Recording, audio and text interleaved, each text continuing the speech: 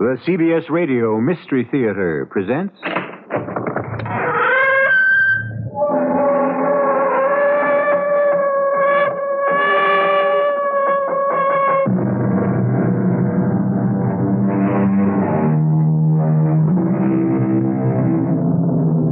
Come in. Welcome. I'm E.G. Marshall. The Bible speaks of a voice that cries out in the wilderness. And yet, there is an even vaster wilderness than the trackless, arid desert that is spoken of in the book. This is a wilderness so terrifying that it stretches out even beyond infinity. It is a wilderness of boundless, limitless space. But, desolate though it may be, this is not a quiet wilderness, nor is it empty. It hums and buzzes and crackles with noise and sound, and even voices. Yes, there are voices that cry out in this wilderness, too. Voices that are not human, but voices that weep and laugh and threaten. Where are those production schedules, Bert? Production schedules? Yes, production schedules. You're chief engineer. I didn't make them up. I didn't think it was necessary. What are you talking about? We'll be out of business. Out of business? How could we go out of business? We get more orders than we can handle. That doesn't matter. We'll be out of business anyhow. Why, Bert? Just tell me why. Because the world is about to come to an end. Oh. Where did you hear this? On the radio. The radio? I didn't hear it. I know that. It's something that you can only hear on my radio.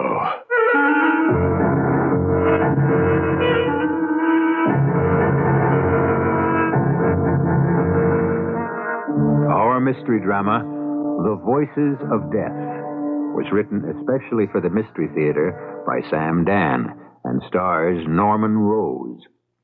It is sponsored in part by Uncle Ben's Long Grain and Wild Rice and Buick Motor Division. I'll be back shortly with Act One.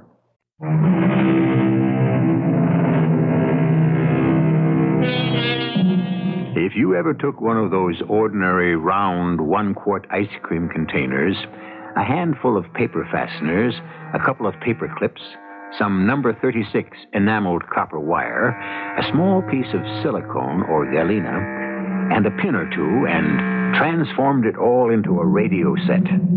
Well, you're not as young as you used to be. Unbelievably, it worked. You could hear the Paul Whiteman Orchestra and Will Rogers and President Coolidge.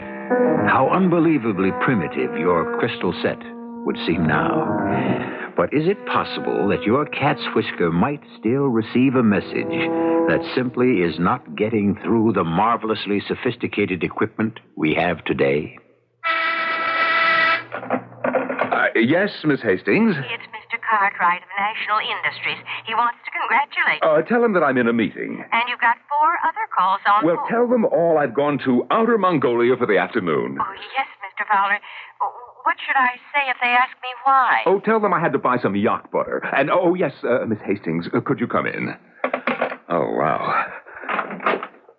Now, Miss Hastings, would you mind retyping this letter? It's not very long. I've marked the words that aren't spelled right. Oh, Mr. Fowler, it's not that I spell them wrong. It's just I leave out the E in all words that have an I and an E. I write receive and believe. I don't know why I do that. Well, maybe we better send you to a psychiatrist. Oh, I'd be afraid to talk to one of those people. Mr. Fowler, now that you'll become president of the company, will you need me anymore? Miss Hastings, what kind of question is that? Well, I thought you'd want a new secretary. Somebody who looks like she might be a secretary to the president. Miss Hastings, for 24 years we've been a team. When I get promoted, you get promoted. Now what's it doing outside? Well, Mr. Davis would like to see you. Oh, Arthur, send him in. Yes, sir. And remember, Miss Hastings, I before E, except after C. Hi, Bert. Busy? Now, what is this, Arthur? You feel you have to be announced now? I don't become president until tomorrow. Yes, tomorrow. Yes, and even then, I'll probably still be the same sweet, lovable Bert Fowler. Now, what's your problem, Arthur? Problem? Who says I have a problem? Well, you look like a man with a problem. Do I? Well, how are things, Bert? Well, now that you've deftly changed the subject, I may add I'm being swamped with requests for my bio. Well, 2 of them, anyhow. Why not? You're a famous man. I will be after tomorrow. Tomorrow? Yes, I knew it would happen one day. I said it 25 years ago. Remember, Arthur? You remember 25 years ago? Remember what? Oh, you don't have a sentimental bone in your body. Oh, how can you say that? I'm paying alimony to 2 wives. We both came here the same week, didn't we? 2 raw youngsters just out of college, and we did pretty well. Bert. Yes, Arthur, what is it? Well, I guess there's only one way to say this. You're not going to be made president of this company. What? But I'm not? The board of directors met last week. The decision was made to name Ron Anderson. Ron Anderson? Oh, you can't be serious. Now, the board wanted me to break the news to cushion the shock. Oh, I see. Because we're old friends. Oh, it's quite perceptive and sensitive. Now, everybody agrees that you're entitled to greater recognition and that, well, a special title will be created for you. But it won't be the title I deserve. President. And more money. A lot more money. Stock options, bonus. Yes, thank you. Thank you, Arthur. Now, excuse me. Yes, Mr. Fowler? Take a letter, please. My personal stationery. Today's date. To the chairman of the board. Dear Frank, please accept my resignation, effective immediately. I'll sign it the moment you've finished. But you can't do it. I've just done it. Now, listen to me. Please don't. Just please. Mr. Fowler, did I just hear you say that... No, now, Miss Hastings, now please go back to your desk. I want that typed immediately. Don't you type one word. Now, everything's going to be just fine. You just go out to your desk, Miss Hastings. Now, Bert. The board of directors. There was no board of directors 25 years ago. Huh. How high and mighty we've become. We now have a board of directors. Just calm down. I walked into this company 25 years ago, and it was going down for the 3rd time. This pathetic little 2x4 fly-by-night. But you have to realize... Whose ideas turned this company around? Yours. Whose designs made the difference? Yours. Nobody denies that, Bert, but times have changed, and you don't have the right image for the president of the company. Oh, really? Let's talk about images, shall we? Who worked out the circuit that enables this company to create the world's best image on a screen? It's a new ball game. Well, if it is, you can play it. You represent the past. Bert, you're too old. What? At 53, I'm too old? No, it's the way you dress and the way you cut your hair and the way you impress people. You're just... Well, I guess the only way I can put it is that you're just too World War II-ish. Whereas Ronnie Anderson... Ronnie Anderson is an idiot. No, he's not really an idiot. It's just that he talks their language. Whose language? The language of the people who pull the buying strings today. It's the accent on youth. And he sports that long hair, and he wears clothes that are called mod or whatever. And well, he's just that fresh, bright, vibrant image the board thinks that this company needs. But he doesn't know one end of a receiver from the other. He doesn't have to, Bert. The engineers don't run companies anymore. You know that. It's all in the hands of the marketing people. Well, if you'll excuse me, Arthur, I'd like to clear my desk and go home. Where are you going? You heard me. I said I'm going home. Are you? Tell me, Bert. Where's home? Where's home? It's here. And what's home? This company. It has been your wife, your kids. What else do you have? Will you excuse me, Arthur? You gave everything to this company. The company is all you have to show for your life. You can't leave it. The company's leaving me, Arthur. Ronnie Anderson is a temporary madness that's come over the company. Oh, Ronnie Anderson. Who says God has no sense of humor? You want to go to lunch? Well, Ronnie Anderson's invited everybody to be his guest in the penthouse. I have a previous engagement. Why don't you go and score some points? That was a low blow. I'll see you later, Bert. Yeah. Yes, sir? Miss Hastings, call the garage. I want my car.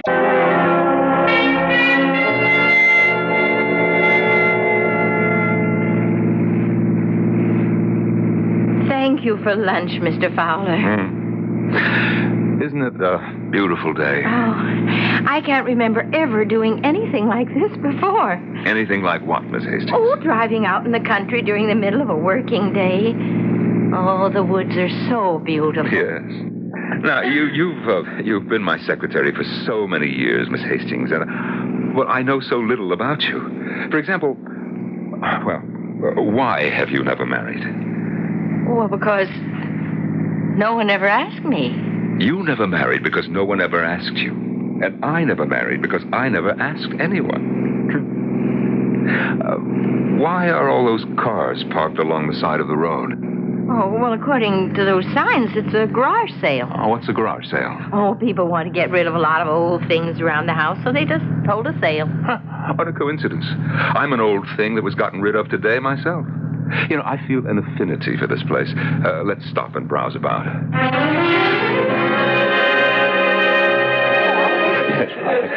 Oh, I've never seen so much junk. Oh, usually you see some old books and pictures. You see that stuff over there, Miss Hastings? It's typical of what you'd see in a home about, 50 years ago. Look, there's an old, broken-down, wind-up phonograph, a clothes dummy, a coffee grinder, and Mr. Fowler? Mr. Fowler, are you all right? No. Oh, no, it can't be. Mr. Fowler, you're so pale. But it's mine. Mr. Fowler, something's wrong. Miss Hastings, do you see that thing on the table? It looks like a round container with some wire wrapped around it. Oh, yes? See what price is marked on it, Oh, there isn't any. Oh, the woman at the gate.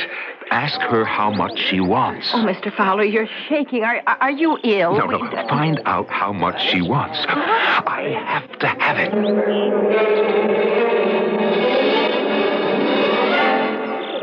$1. $1? Well, I'd have given her 1,000. Well, now it's yours. It was always mine. Mr. Fowler, are you saying you once owned this, whatever it is, and now, by I don't know what kind of coincidence, you just came across it again? What do you think this is, Miss Hastings? I couldn't tell you. It's a radio. A radio? Well, it looks more like a carton for ice cream or sauerkraut. This was my first design. My very first design. You designed this, Mr. Fowler? My first design. My first prize. There was a magazine called American Youth, and it offered a prize for the best and most simple design for a crystal set. And, well, I submitted this one, and I won. I was 10 years old, and I won. The magazine printed the diagram for this, and youngsters all over the country copied their own sets from it. Just think about it. More than 40 years ago, a kid who lived in this house made this radio from my design. Oh, I still remember the prize.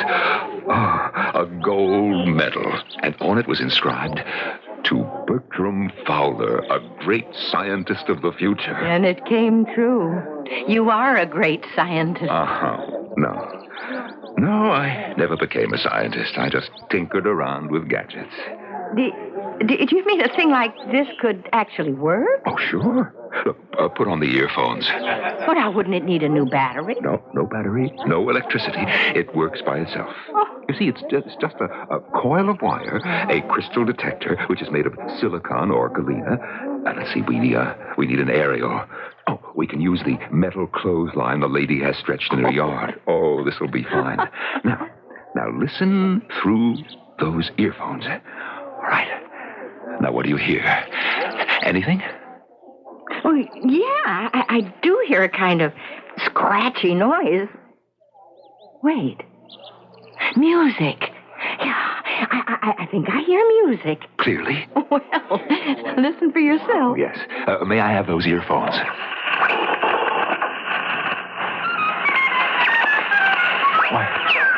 Why, that's the music of Paul Whiteman, King of Jazz. And it has been brought to you from the Grand Ballroom, Ritz-Carlton Hotel in New York Paul City. Whiteman. But it's not possible. And now for the news. President Coolidge said today that he will call for a 3-power naval conference in Geneva, Switzerland, to be attended by Mr. Mr. Fowler, what's wrong? Oh, is somebody help me. We need a doctor. Please. Oh, Mr. Fowler, don't faint. Anyone would have a right to pass out if he tunes in the news and he gets the bad news of 1927. But why is he picking up that kind of news and that kind of music now? What kind of radio set did our friend Bert Fowler design, anyhow? I'll be back shortly with Act Two.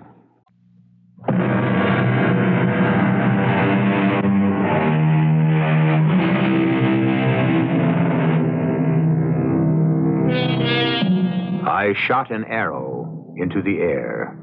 It fell to earth, I know not where, said Mr. Longfellow. But the fact of the matter is, the arrow did fall, finally, to the earth. There is evidently then a significant difference between arrows and words. When you shoot or utter or discharge, however you want to put it, a word into the air, apparently it never falls to earth again.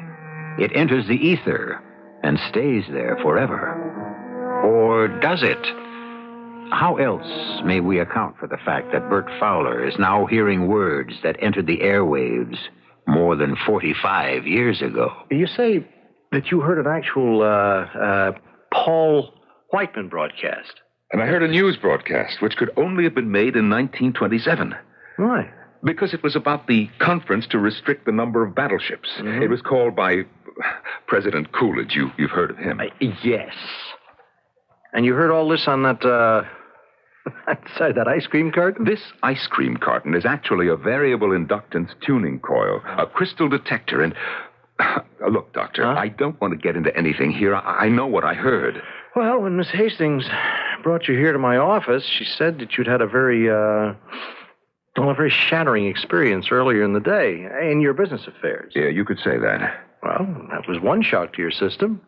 And then you encountered this radio, which was made from a prize-winning design of yours. Now, you were only a child at the time, so that's a second shock. All right, but what does all this have to do with what I heard? Well, the present has suddenly become unbearable. And you're escaping back into a beautiful, promising past? Now, what you're saying is that for one reason or another, I imagined all this, Well, yes, that's what it comes to, Mr. Fowler. Listen, I put on these earphones. I scratched that crystal, the cat's whisker.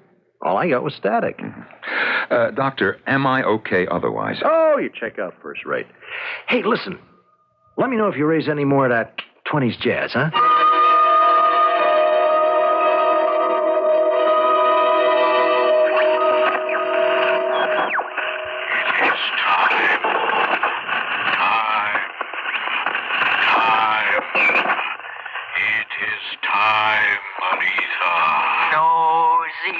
No, please. I beg you. Aletha, I have waited and waited. Mr. Fowler. Wait. Mr. Fowler. Wait. Yes. Yeah, what is it, Miss Hastings? Oh, let me take Mr. these earphones Fowler. off. Let me take these earphones off. You're due at a meeting in Mr. Anderson's office. Oh, yeah, that's right. You know, Miss Hastings, I'm hearing the strangest voices on this old radio of What mine. kind of voices? Well, I don't know. Oh, Mr. Fowler, I wish I could hear the voices you say you hear. They're there. They're loud and clear. Bert, we're no longer competitive. There's not a company in the world that can match our quality, Ron. Yeah, but we've got to cut costs. We can't. You mean you can't? If you know someone who can produce this quality for less money, well, I'll step aside. How about less quality? There goes the reputation of this company. Well, don't you worry about our reputation. I have to. I created it. Why didn't you resign, Bert? You know, I'd have resigned if they'd named you president. That would be the easy way out. Well, you'll simply have to find some shortcuts. If you put us back with the rest of the pack, why should people buy our product? That's my job, marketing. You turn it out, I sell it. Just like that, huh? You're not keeping up with the current market. Neither is your friend, Arthur Davis. What about Arthur? Well, I almost fired him today. Why? He has a lot to learn about publicity. That little thingamajig of yours, that crystal set, just because it won a prize almost 50 years ago, he thought it was worth sending word to the press. For that you'd fire him? Here's that old magazine. It's dead and gone, and pictures of kids in short haircuts and knickers, and this crazy-looking carton with all those clips and fasteners. And you're our executive engineer. Ron, you may have missed the point. The image is old-fashioned. The direction is backwards. Nobody cares about yesterday, Bert.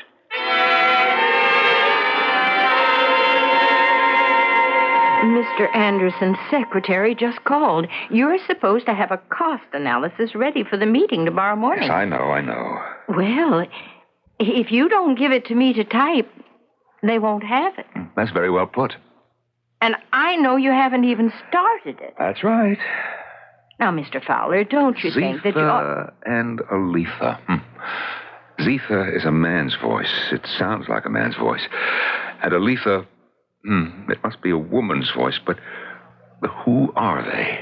Who are they? Mr. Fowler, should I call back and tell Mr. Anderson's secretary the report will be ready? Yes, you do that.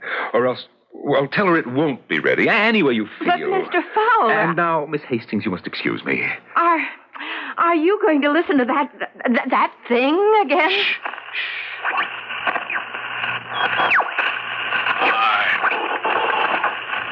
It's time, Marita. No, Zitha, give them a chance. How many chances? How many? One more. You say one more. I give one more. Then they do something even more frightful. The children of today, they are different. There's so little space, so few planets that are green and cool and fertile. Another chance. Neither you and I. We would use the space wisely. What space? What space? Young men and women, they will be different.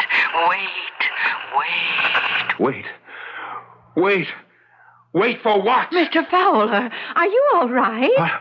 What? Why, what's the matter? Oh, you've been shouting, wait. Wait for what? Oh? Have I? Now, Mr. Fowler, ever since you came across that thing... You look at it as if it's some sort of poisonous snake. It's really a very primitive device. And it gave so many children in less affluent times a wonderful creative outlet. Hey, wait, the children. The creative children. Are they the ones Zitha and Aletha were talking about? Now, Mr. Fowler, you have to go upstairs to that meeting. They have been phoning for you. Oh, yes, the meeting.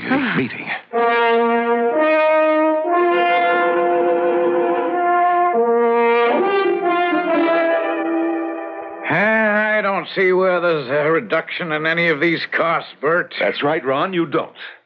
I thought we agreed that we would cut costs. No, as a matter of fact, I think we have to increase them. You know what you're saying. Certainly. I'm the president of this company. I set the policy.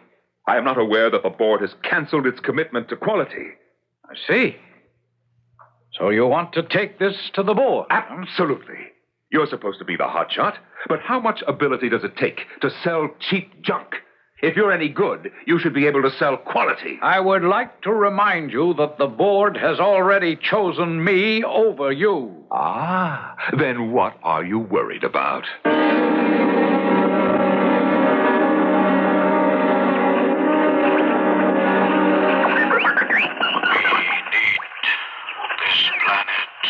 Have no right to take it. We will make better use of it. But it is theirs. It is theirs. They will destroy it. No, The children growing up today, those children will save. These are the children who will destroy it. Give them a little more time. How much? A little more. Just a little more. We have to stop.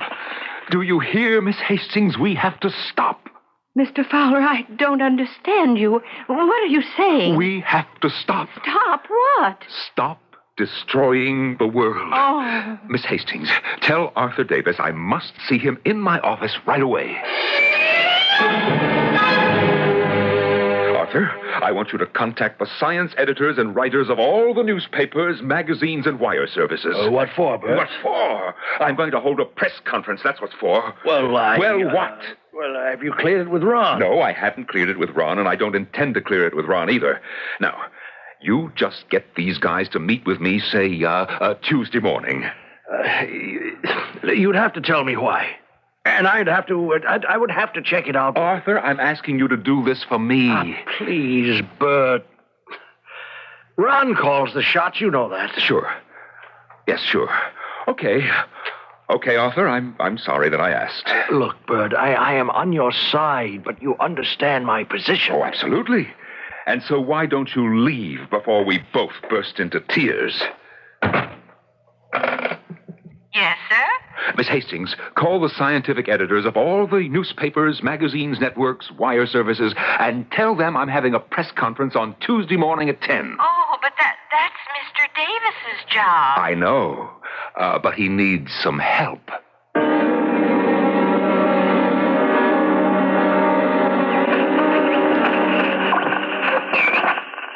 Wait, Azetha. I beg you, wait. Every day, they do further damage, wreak greater havoc, sow sorrier destruction. Soon, it will be too late. Give them just a little more time. More time.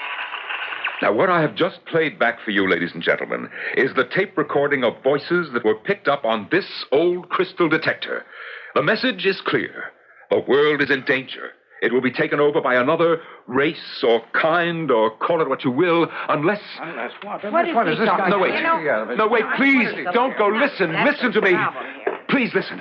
There's almost no time left. We're running out of time. Now, please, Mr. Fowler, you can't get so excited. They don't believe me, Miss Hastings. They don't believe me.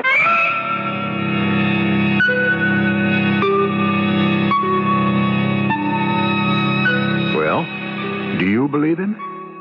The air of the night is filled with voices, and not all of them are heard by everyone. It is said that some men hear the rhythm of a different drummer. What about the rest of us? If we do not hear that drummer, does that mean he doesn't exist? Right now, all we're sure of is this. You exist, and I exist. And I shall return in just a few moments with Act 3. Easy-going, amiable Bert Fowler is suddenly cast, or he seems to have cast himself, in the role of a prophet of doom. A role that is certainly alien to his nature, but one that he seems powerless to reject. Prophets of doom, historically, don't do very well. Indeed, most of them come to a rather unfortunate end. Is this the fate that awaits our Bert Fowler? Gentlemen, this meeting was called originally to acquaint this board with some fundamental policy differences between Bert Fowler and me. But that is insignificant now. Anyone who has read the papers, who has seen or heard the news broadcasts, is aware of the fact that Bert Fowler has made this company a laughingstock. You had no right to call a press conference. Gentlemen, please listen to me. We must put a stop to this. Put a stop to what? Put a stop to this exclusive pursuit of our own private interests. And what does that mean, Bert? We are in danger. Of what? Of running out of time to save ourselves. From whom? Well, from whom? It's here. You can hear it on this crystal detector. Look, Bert, all of us have clamped on those earphones. All of us have humored The you. voices are there. The voices are clear. And so I can only conclude that you do not wish to hear them. Gentlemen, I recommend we relieve Bert of his duties as Chief of Engineering and Design and retire him on his very generous pension. Now, listen, we have to devote ourselves to peace, to the betterment All right, of the... Bert, you're out of order. Now, why don't you just leave quietly? Take your hands off of me. Bert, for your own good. I I'm said only take your trying- hands off of me. Bert,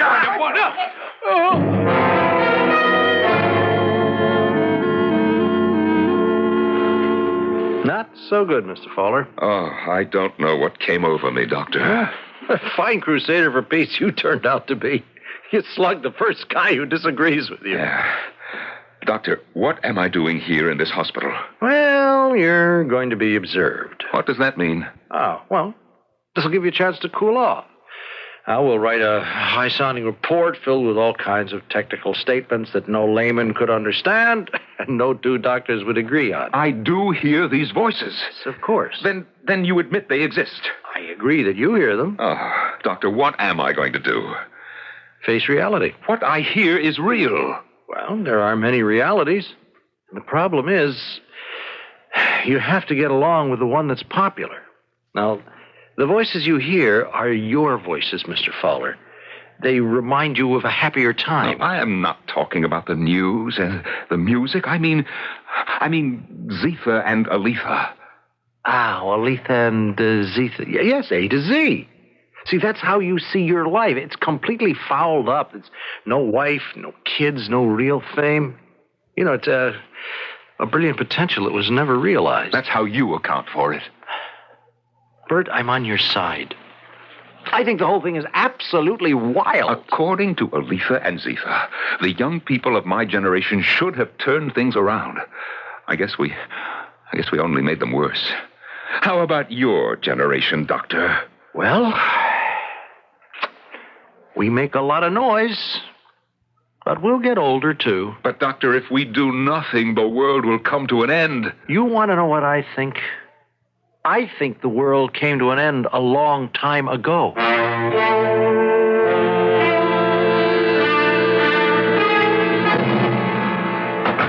Welcome home, Mr. Fowler. Thank you, Miss Hastings.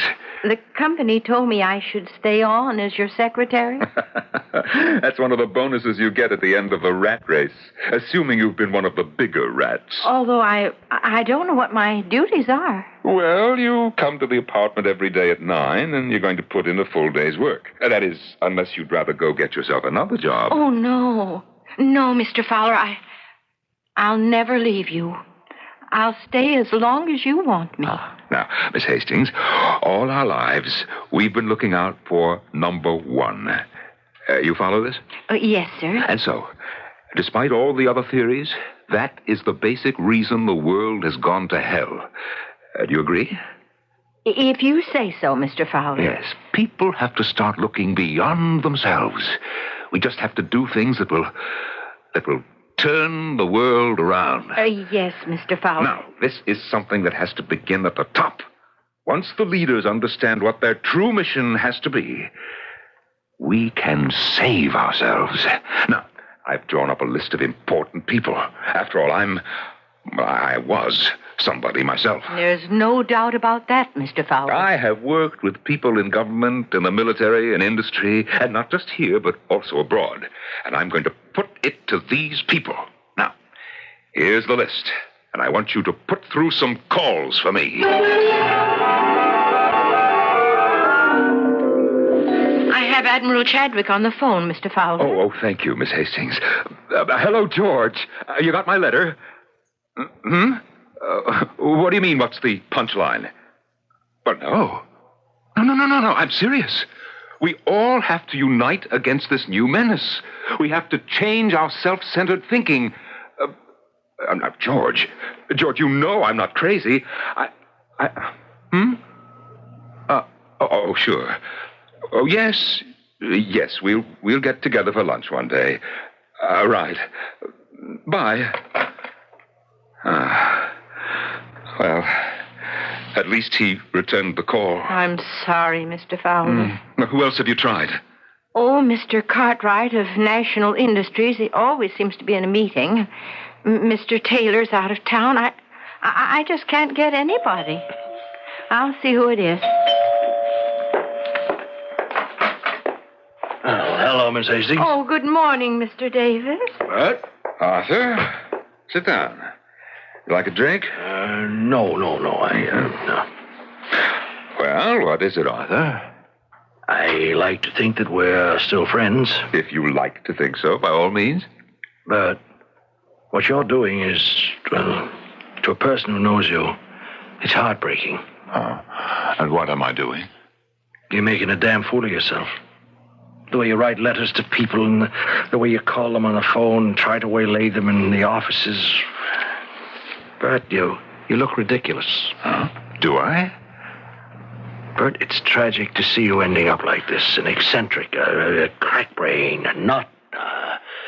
And besides, Yes?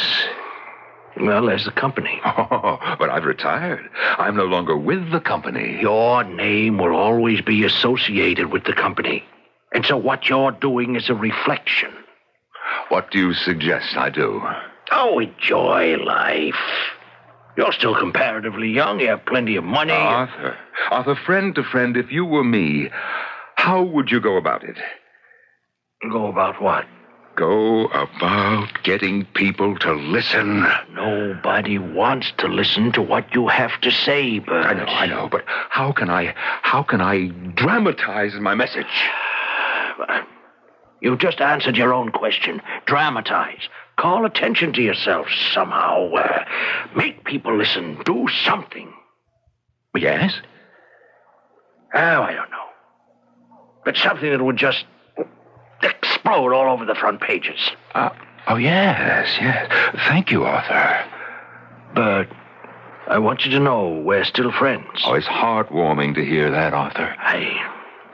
I wish you'd forget about those voices.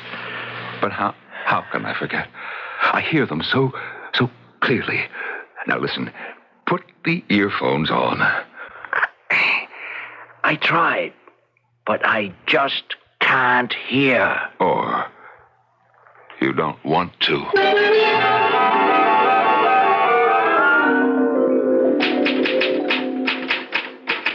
Miss Hastings, what are you doing? Oh, I'm typing your letter to the President of the United States and a copy for the Premier of the Soviet and the Prime Minister of China. Just hold off on that for a little while. Oh, yes, sir. Miss Hastings, you don't think that I'm crazy, do you? Oh, no, sir. Well, take the rest of the day off. I'm thinking of trying a different strategy. Yes, sir. Arthur was right. He said I should try something that would explode all over the front pages. Now, what do you mean, Mr. Fowler? I simply have to make people take me seriously.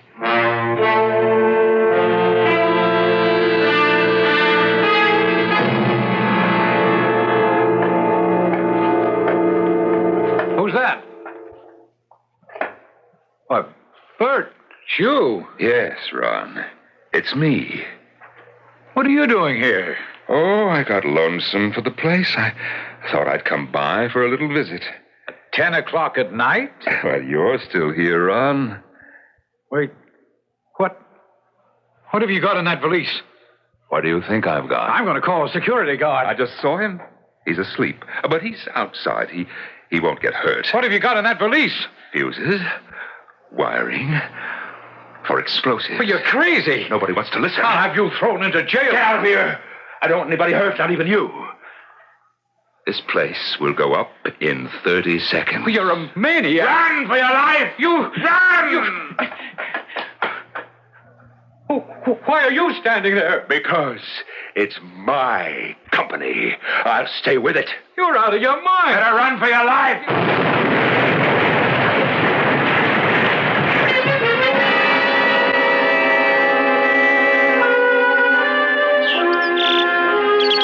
Oh, how is he this morning, Miss Hastings? Oh, he seems to be fine, Doctor. And where's the crystal set? Oh, He hasn't asked for it since I don't think he even remembers it. Oh. Well, hello, Mr. Fowler. Hello? Oh, yes. Hello, Doctor. Yeah. They treating you okay? Oh, just fine. Good.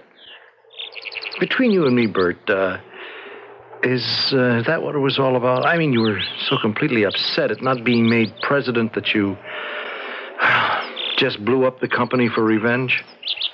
I don't know what you're talking about. Well, you're lucky to be alive. How you survived that explosion just defies all explanation. She can explain it. Miss Hastings? Oh, that's not her name. No, her name is Aletha. Aletha. And she loves me. Oh. You love me, don't you, Aletha? Yes, I love you. Because she loves me. That's the reason the world is still ours. She doesn't want me to be destroyed with everyone else.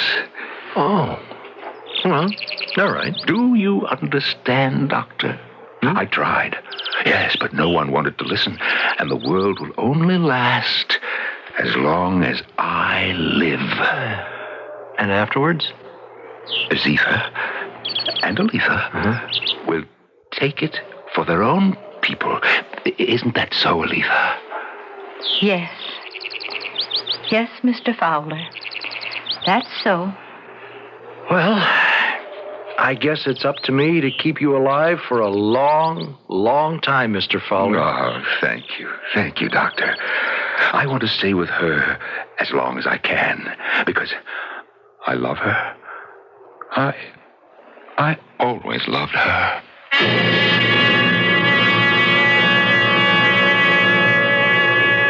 Let's hope he stays with her for a long, long time.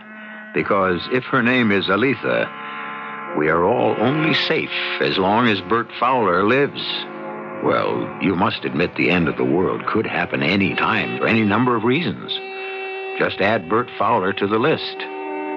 At any rate, I'm reasonably sure the world won't end before I come back in just a few moments.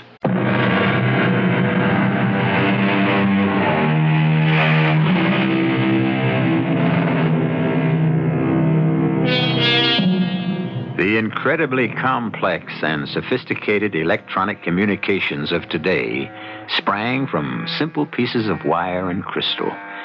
The fantastically complicated jet airplane originated in some pieces of wood, cloth, and bicycle wheels. Our age of technology has come into being within the memory of people who are still alive today.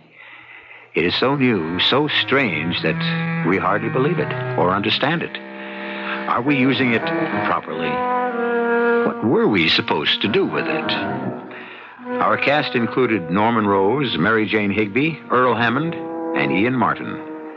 The entire production was under the direction of Hyman Brown.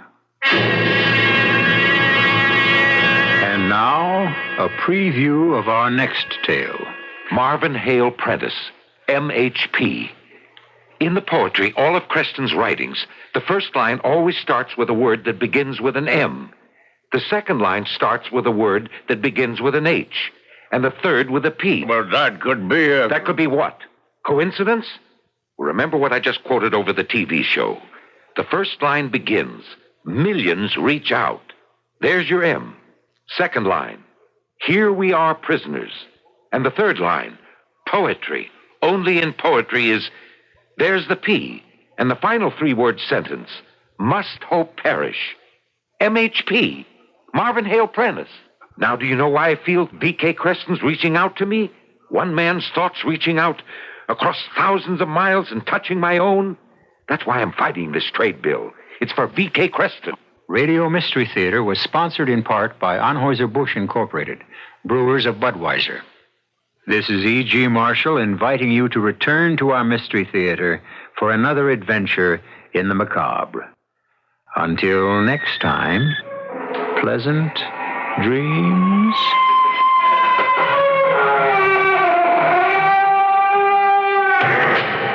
And now, Mystery Theater.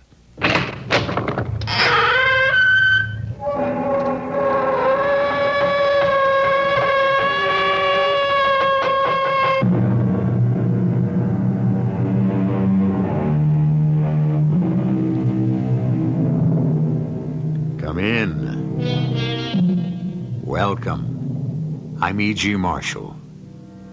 I am neither judge nor jury, but I can state categorically, as a purveyor of tales and histories, that no one is all evil, or to the contrary, all good. We are the sum of what all our attributes add up to, and we can only be judged by our peers, or if that seems too literate, by the people who have to live with us, or whose lives may depend on us.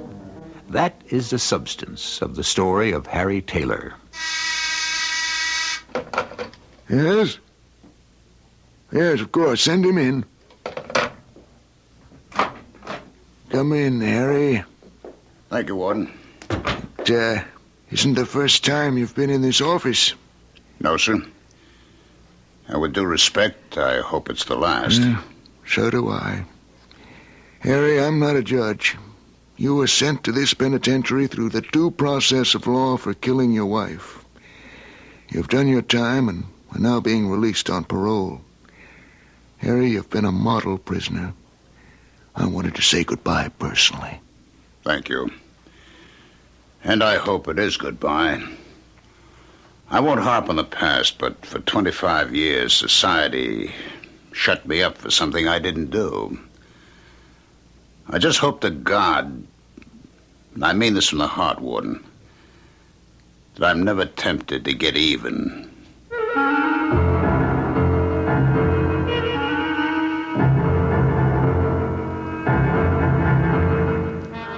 Our mystery drama, For Tomorrow We Die, was written especially for the Mystery Theater by Ian Martin and stars Beatrice Straight.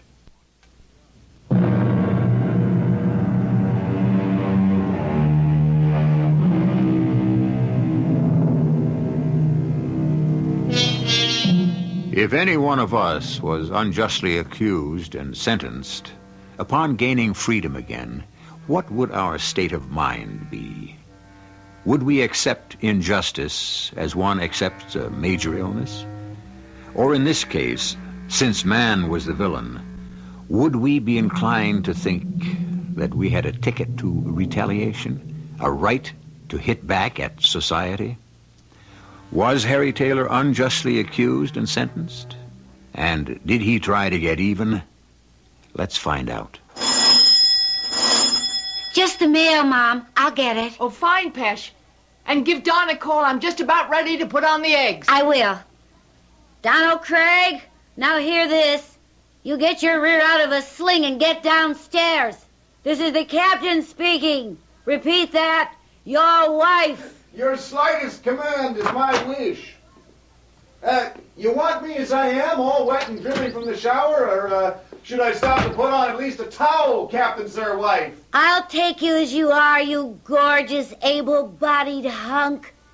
But give Mother a break and put something on. A fine way to talk. I gave up men with your father. Oh, I wouldn't want you to change your mind this late. I was just kidding. Oh, I know, honey. But while you're on the subject of kidding, don't be so smart. There's juice in this old prune yet. Why, Mom, you know that's kind of embarrassing. Well, so it evens us up. You've never liked your nickname, but you learned to live with it. Oh, well, come on. Precious? That's a name for this century? We shortened it to Pesh. You'd rather go with your grandmother's name, Gertrude? Oh, no. I'll take Pesh and climb out easy. Here's the mail. Oh, big thrill. Amanda's boutique has a sale. The Fortune supermarket is reducing all the stringy meat they couldn't sell last month. The oil company's sending a bill you wouldn't believe it. Wait a moment. I hit the jackpot. What? A real honest-to-God person letter. Oh, from who? The writing I don't recognize. A New York address. The Waldorf Plaza Towers. And... What is it? I don't believe it. Well, I just don't believe it. Mom, don't believe what? Harry Taylor. Well, it couldn't be the same Harry Taylor, could it? I don't know, Mom. Who is Harry Taylor? Well, if I hadn't married your father, he could just as soon have been your father. What? Harry Taylor. Oh, all the years. You go get your husband out of the shower. I'll hold breakfast and let me read this letter to myself.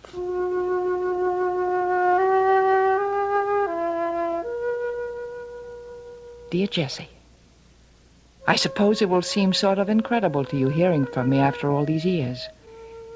The reason I'm writing is that I might be making a business visit your way to Cincinnati.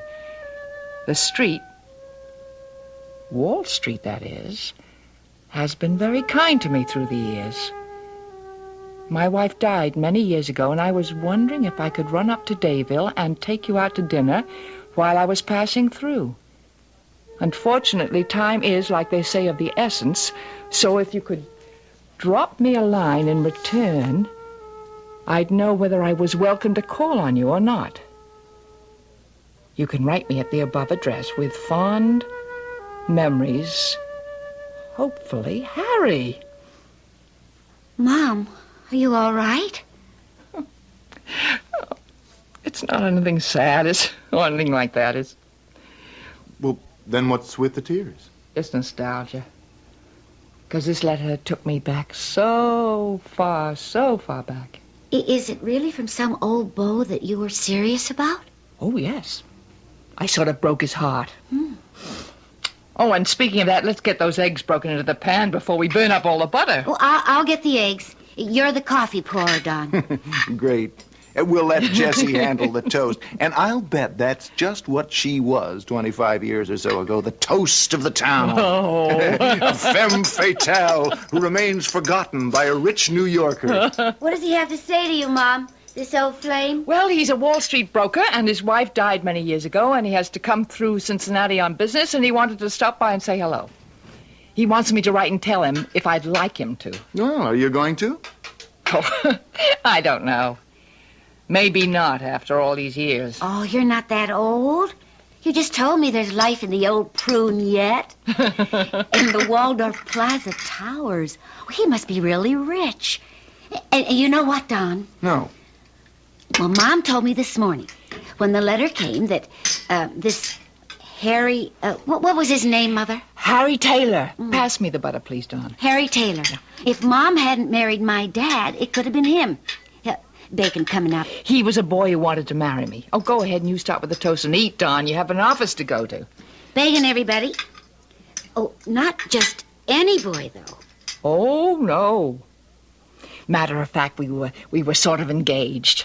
Well, till I met your father. Oh, was Harry mad? He was ready to go fight with Jim over me. I only need one guess why he didn't. Oh, Jim wouldn't have hurt him. You know how gentle he was. Oh, sure, but still a jolly green giant. I wouldn't have wanted to tangle with him, I'll tell you. Oh, Jim would never have hurt a fly, but, well, Harry... What about Harry? What a temper he had. I remember. Remember what? Well, he kind of scared me. I mean, when he realized he couldn't take on Jim, he had a temper. Oh, the way he carried on, he even threatened to kill me. Mom! Oh, of course, he didn't really mean it. But he was a wild one. And kind of sweet. So easy to hurt. Poor boy. Wall Street. Well, he always did have a head for figures. Yeah, and an eye for 'em. Jessie, Mama, maybe you'd better let him pass on through and not rake over any old coals. Huh? Well, there might just be a little fire left in them. Well, it might be just what I need to shake me out of a rut. Well, you don't like it here with Don and me? Oh, of course I do, dear. I have plenty of money to go live by myself if I want to, and I did have an idea that I was going to be useful around here as a built-in babysitter. Well, sorry to disappoint you, Mom. You won't have to worry till things get a little more unscrambled here. Oh, which reminds me, I've got to scramble, too. I'm due at the store in 20 minutes. Now, my boss is out of town, so I can be a little late. I'll tell you, I'll circle around in the car and drop you off. Look, Mom, if you want to have your old love here, Go ahead. I never said he was my old love. Well, I didn't mean it the way that sounded. I just meant your old high school sweetheart or whatever he was. Sure, I'd like to get a look at the guy myself. What he could have that Big Jim didn't, I'd like to see. Why do you think I married Jim, you lunkhead? Just so you could have Precious here for me to marry. I told you if you ever called me that name, I'd leave you. Okay, Gertrude. Bye, Mom. Oh, you crumb. Bye, Mom. Just call me by my own name. Oh, yes, Pesh. Sounds like a breakfast cereal. But it's good for you. Do I really want to see him again? I've lived my life, and it's stopped with Jim. 5 years now. But I'm not all that old. Dear Harry, what a surprise to hear from you again after all these years. You didn't mention any children. I have one. A girl married to a lovely boy practicing law. I mean, he's already a lawyer, but just beginning. If you are coming so near the old town, why don't you stop by for dinner? Or if you like, we have a guest room. Well, it's like in the rumpus room, but the bed is really comfortable, and the kids love to have guests. Please consider yourself one, and this is an invitation. Let me know. I'd love to see you again and renew old acquaintance for old Lang Syne Jesse. For old Lang Syne. Yeah. If you hadn't turned me down, Jesse, I'd never married Flo. And if I hadn't married that drunken... Well, I might just take you up on that invitation, Jesse. Maybe we could wipe the board clean.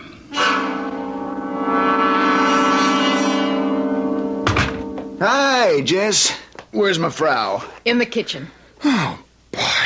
Long day. How was yours? How different can they be, Don? Tuesdays and Thursdays, the hospital service. Friday, bingo. Sunday after service, the women's auxiliary group, coffee and cookies, courtesy of the membership.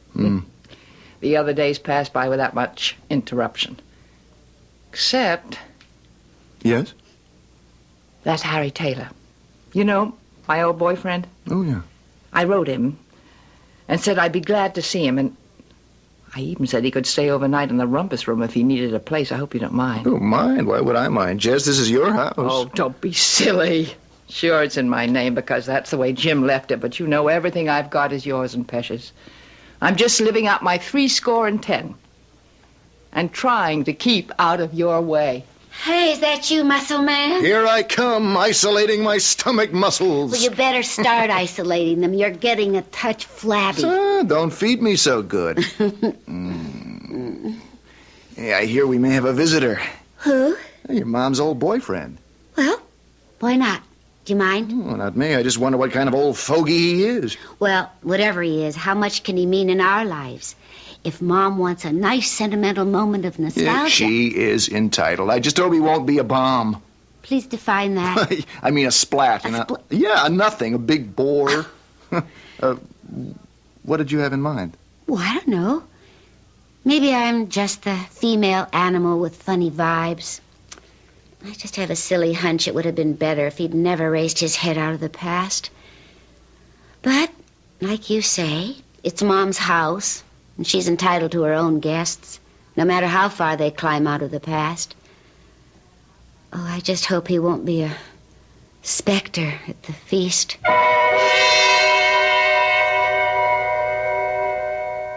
If Pesh Craig could have heard that earlier muttered remark by Harry, maybe we can wipe the board clean. Or if she had known that he was a man who spent nearly half his life in jail for killing a woman, she might have paid more attention to those vibes of hers. But she didn't really take them seriously, nor did her husband Don until later. Or perhaps too late. I'll return in a moment with Act Two.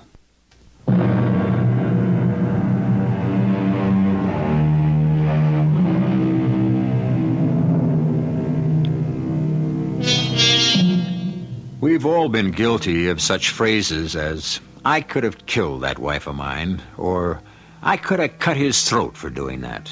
Typical overstatements, which of course we don't really mean. That is, most of us. Some of us must, because people do kill other people in the heat of anger, and sometimes even in cold blood. Once, Harry Taylor told Jesse Dingman he was ready to kill her for jilting him. But does a man hold that thought, nourish such a grudge for nearly 3 decades? How can one really be sure? Particularly since he spent all that time behind bars for the murder of another woman. Harry Taylor arrived on a Saturday, so we were all 3 at home to meet him. His arrival was quite something, I might add. Don had offered to drive Mother down to pick him up at Cincinnati Airport. But that's quite a haul from our little town, and he'd called up and said he wouldn't hear of it. He'd rent a car. But, brother, we didn't know he meant a limousine with a chauffeur who ran around to open the car door for him. Old Mrs. Johnstone across the street pretty near put her sharp old nose right through the window, particularly when the chauffeur followed him with a box of flowers big as a coffin almost, and a straw basket full of champagne bottles. Holy cow, will you look at that coat with a fur collar? Probably lined with mink. Mom? Yes, dear? Daddy Warbucks is here. Who? Your old flame, I guess. Isn't that Harry Taylor coming up the walk? I don't know. Well, he's not like the Harry I remembered. Come away from the window. Don't let him see you're staring. See, you don't suppose this is a case of mistaken identity, do you? Well, we'll soon find out. You want me to open the door, Mom? No, let me. Hello, Jesse. Harry,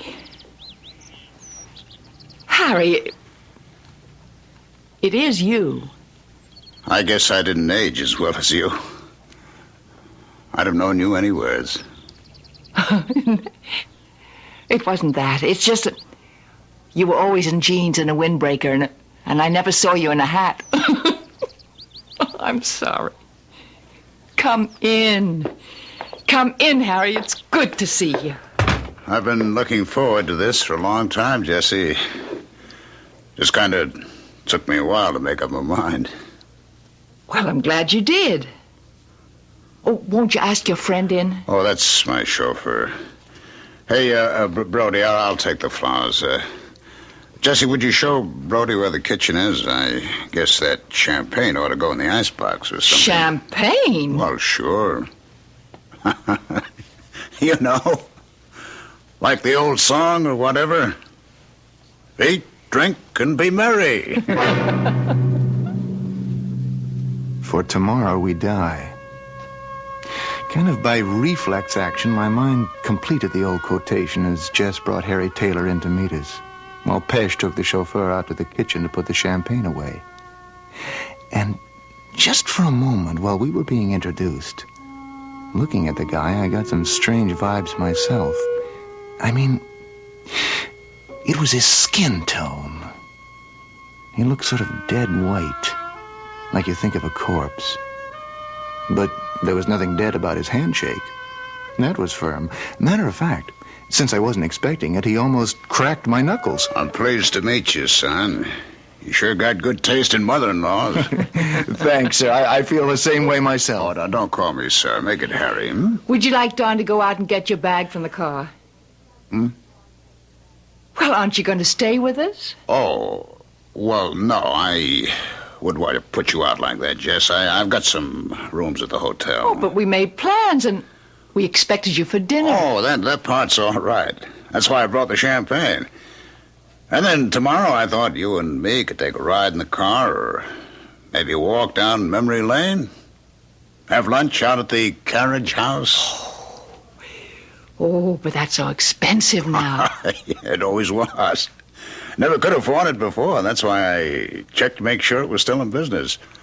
I have a reservation for us. Oh, my. I don't think I have anything to wear. Well, if you haven't, we'll go out in the morning and buy you something. The champagne's all put away, Mr. Taylor.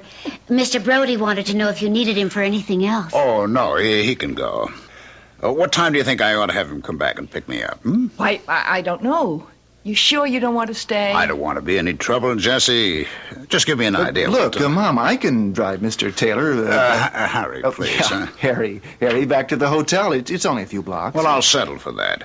We'll give Brody a night on the town, Although, what he's going to do with it in Dayville, I don't know. If you'll excuse me, I'll just make sure he's got enough money to let him go. The good Lord bless us. If I didn't know that was Harry Taylor to look at, I wouldn't believe it. He is a bit overwhelming. I mean, well, I guess it comes from being rich. And he's real nice, don't you think, Don? Yeah. He sure is trying to stir things up around here. I don't know if it's good or bad. What do you mean? Well, it's sort of up to Jess. You may have a kind of hot potato to handle, Mom.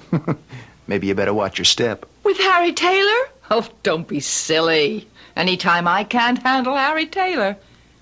Oh, you young sex maniac. Don't feed me any of your 1970s flack. Harry Taylor is nothing but an old friend.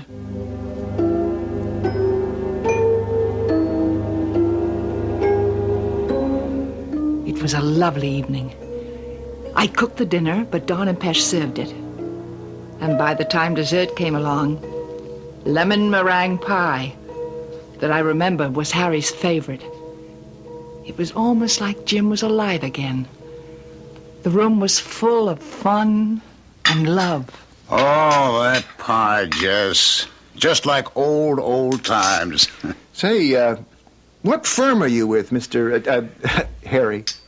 Firm? Yeah, aren't you a broker? I mean on Wall Street? Well, I was, but I sold out. Well, kind of a bad time. Well, not if you know the tricks of the trade. Yeah, I guess you were smart enough to anticipate the bull market and sell short. Yeah, that's the notion, but, if you don't mind, I don't want to talk business. I've got to admit I'm a little tired after the trip from New York. I think maybe I should get back to the hotel early and plan to be rested for a big day tomorrow.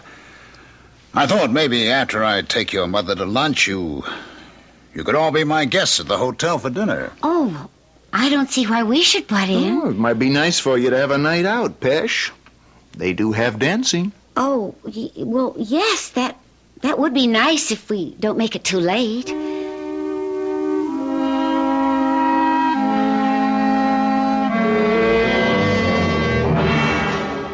What's with you, Don? You got some kind of chip on your shoulder? I can't put my finger on it all the way. It's just a lot of little things. Like what? I mean, 3 dozen American Beauty roses to a small dinner in the suburbs? But I thought he was real cute about that. I mean, 1 for every year we haven't seen each other, and 1 extra to grow on. 4 bottles of champagne for a meatloaf dinner? Mom made the meatloaf especially for him. When she wrote and invited him, she said she would. It isn't that, Pesh. It's just... Well, everything's out of whack. Now, he says he's a stockbroker. Right. Does he talk like one? Well, I don't know. I never went to one. How does a stockbroker talk? Yeah, and his hands. You get a good look at him? I suppose so. But what if his... Those aren't the hands of a guy who sits behind a desk all day. Those are working man's hands. I mean, they're rough and calloused. Baby, your nice old Harry Taylor is a phony. But he can't be. He couldn't fool Mom about who he is. She remembers him. No, I don't mean about who he is. I mean about what he does. Or has been doing. He's no stockbroker. How could you tell? Because you don't sell short in a bull market. I don't even know what that means. The important thing is neither does Mr. Harry Taylor. That was obvious when I asked him that question at dinner. Don, maybe he wasn't paying any attention. He only had eyes for Mom. I don't think he heard half the things we said. And that's why I don't think we should go out to dinner with him tomorrow night. Look, I asked him a couple of other questions while I was driving him to the hotel. Honey, I've got this gut feeling he's up to something. And I don't want to take any chances on anything happening to Jess. Oh, Don, now what are you talking about? I think he's putting on some kind of an act. Oh, honey. Yeah, look, the limousine, the roses, champagne, money splattered around like it was going out of style. You know, your dad left your mom pretty comfortably off. And if this should be some kind of sharper who's looking for a lonely widow to keep him comfort for the rest of his Brother, life... you've been spending too much time around the courthouse. Well, at least I'm glad you didn't come out with what I thought you were going to say.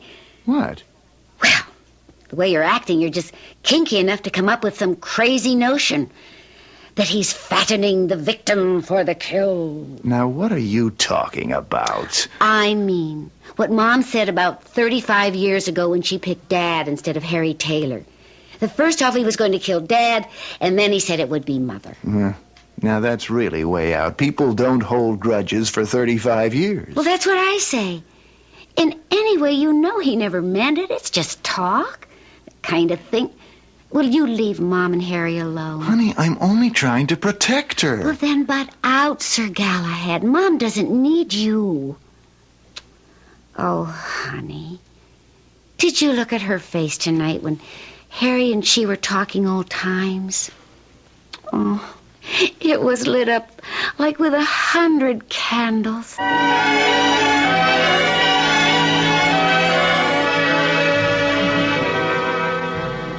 You look at the menu, Jessie. I don't know what I want. You order, Harry. Well, my eyes are not so good anymore, Jess. Just pick the most expensive and order that. The most expensive everything. Oh, it won't be too hard. Everything costs an arm and a leg, Harry. I don't want you wasting all your money on me. Oh, now, there's plenty more where that came from. I got enough to last more than the rest of my life. And nothing to do with it but spend it on you. Oh, Harry, that was sweet. But money doesn't mean all that much to me. Spend it while you got it, is the way I figure. You ain't gonna have a chance to all that long, Jessie. I guess you gotta leave pretty soon, Well, kind of depends on the way things work out. Come on, let's order that lunch. Like I keep saying, eat, drink, and be merry. Because tomorrow you could die.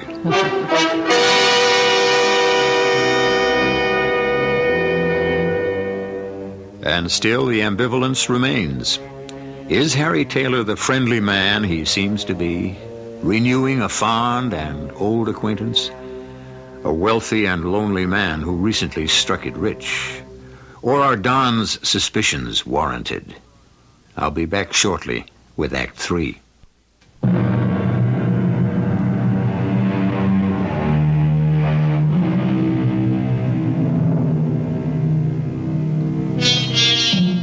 One thing you may have noticed about Harry is that he tends to harp on the subject of death.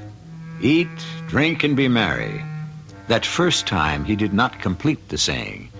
The second time, in completing it to Jessie, he said, "For tomorrow you die." Was that just a misquote, a misuse of the pronoun? A few nights later, Harry is bringing her back from the local movie in his limousine. I'm sorry you have to go back to New York, Harry. In more ways than one. Like how? Well, I've been wined and dined and entertained and fussed over and spoiled, I guess, more than in my whole life. But it isn't the money. It's been good to see you again. I'm glad you had business out this way. Sort of unfinished business. I could maybe stay a little longer. Oh, well, I wouldn't want to put you out. I'll miss you, of course, but... You really mean that?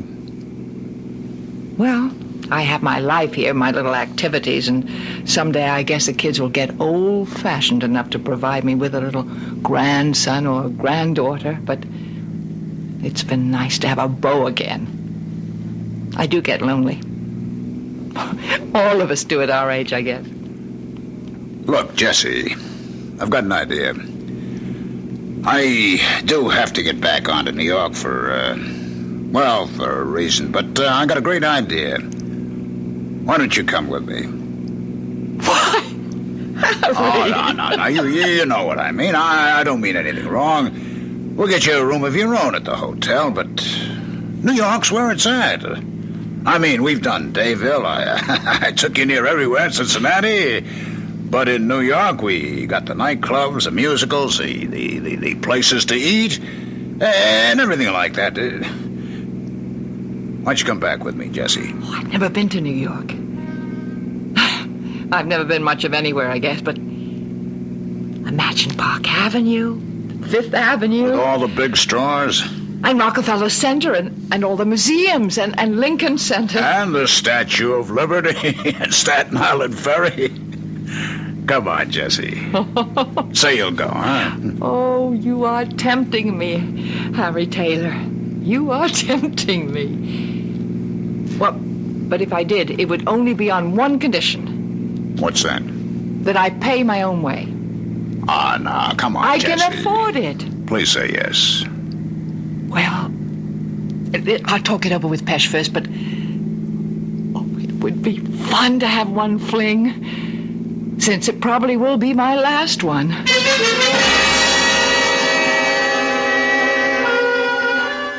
I think it's crazy. It's even kind of indecent. What's indecent about it? I mean, you know, at their age, I mean, it isn't exactly like they're... brother, listen to the voice of the establishment talking. Is that what I married? No, it isn't even that. Oh, honey, I wouldn't worry. My mom may be right with it, but she isn't that far out. And even if she is... Look. You know what's worrying me? This guy. I'd like to check him out first. How? Don't tell me private citizens have now got a pipeline to the FBI and the CIA. Oh, stop being such a poop. And if my mother wants to kick up her heels a little, you just get your nose out of the way.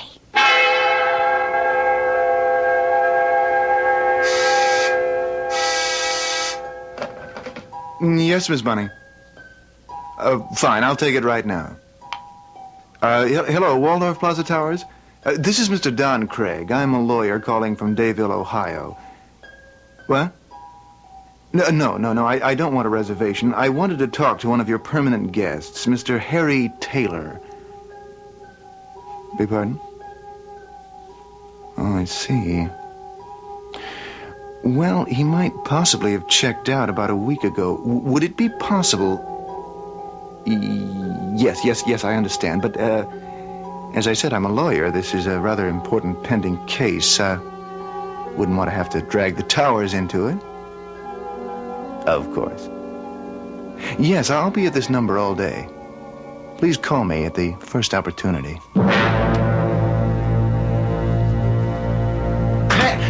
Pesh! You here? Mom, Jess? For heaven's sakes, Wildman, what is it? Where's Mom? Jess, she didn't leave yet? Yes, they took an earlier plane. I tried to reach you at the office, but you were on the phone. You mean they've left for New York? Well, they should be there by this time. But that's... Okay, Miss Wise What Guy. is it? Now, let me tell you something. I got a complete checkout from the Waldorf Plaza Towers, and nobody named Harry Taylor ever lived there. Oh, no. There must be some mistake. Not the way I see it. Pesh, I'm scared. Look, was Harry here before they left? Yes, he brought some champagne, and we all had a glass and wished you were here. Yeah. Did you wash those glasses yet? No. You remember which one was Harry's? Yeah. The one, right there on the secretary. He said he was the only one who finished his. Mom and I were too excited to take more than a sip. Yeah, fine. At least we have one lead. Now, what are you doing? Wrapping this carefully in my handkerchief, taking it down to police headquarters. Police headquarters? That's right. I've got friends down there. We can lift the prints off this glass, check them out. What? I've got a real sick feeling in the pit of my stomach. I just woke up to why Harry looked as if he might have been sick. What do you mean? That white fish belly color is what you get in a security prison. I got some awful feeling that Harry Taylor is an ex-con. What? Yeah, and a long-termer at that.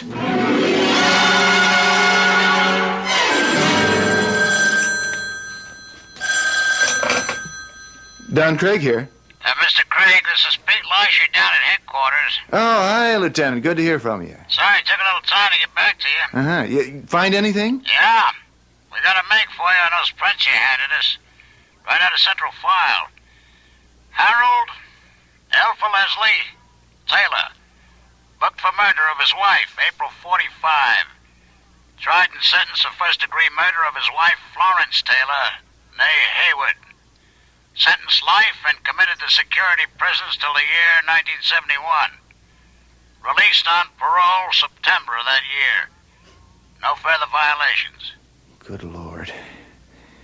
How did he murder her? Drowned her in the bathtub. And the motive? According to the transcript, for her money. The dame was loaded. Of course, he never got any of it. That's all I got. Any help to you? Yeah, thanks, Pete. I don't know how much help it is, but it sure lights a fire under my tail. I'm leaving for New York on the next plane. Oh, yes. You're the one who called me from some little town in Ohio. Yeah, that's right. Now I'm following up in person. Are you sure you never had a Harry L. Taylor registered here in your tower apartments? Good grief. We've been through all of that. Or anywhere in the hotel? No.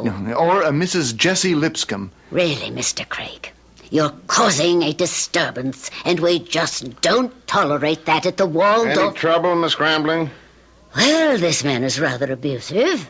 I have told him we have no record of a Harry L. Taylor at this hotel. Guest? Well, of course. No, wait a minute. I took it for granted he must be, but you... look, I'm a county assistant DA from Ohio, officer. Do you have any knowledge of a Harry L. Taylor that's connected with this hotel? Let me see your ID. Yeah, here. Okay. Yeah. Harry the horse. The what? Let's go over in the corner, Mr. Mr. Drake. Now, this is important. Yeah, okay. Well, I'll tell you what I know. He was an ex-con. Quiet fella. Never bothered anybody. Night porter on the 60th Street side. All he cared about was keeping his nose clean and handicapping the ponies. He's still here? No. You wouldn't believe it, but about 3 weeks ago, he hit the biggest super exacta since the OTB began. He was up to his ears in dough. Well, he treated everybody around here, and then he took off. I ain't seen him since. So, that's where the money came from. You wouldn't know where he lived, would you? No, wait a minute. That night he was buying everybody drinks, he gave me his address.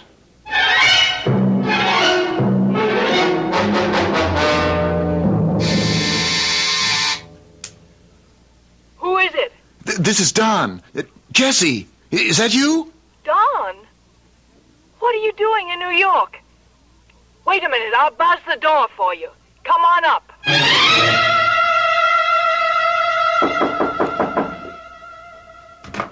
Jesse, are you all... Shh.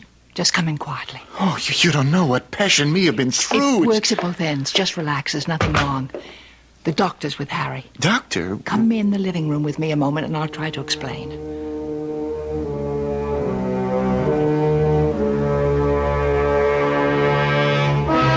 So, that's why I came hightailing to New York. Oh, you're a sweet boy, and I love you. But just let me tell you, it's all right, everything you learned. And I can't prove anything except I believe what Harry finally told me. By the time we got here to New York, he was nearly blind, and his sense of balance was gone.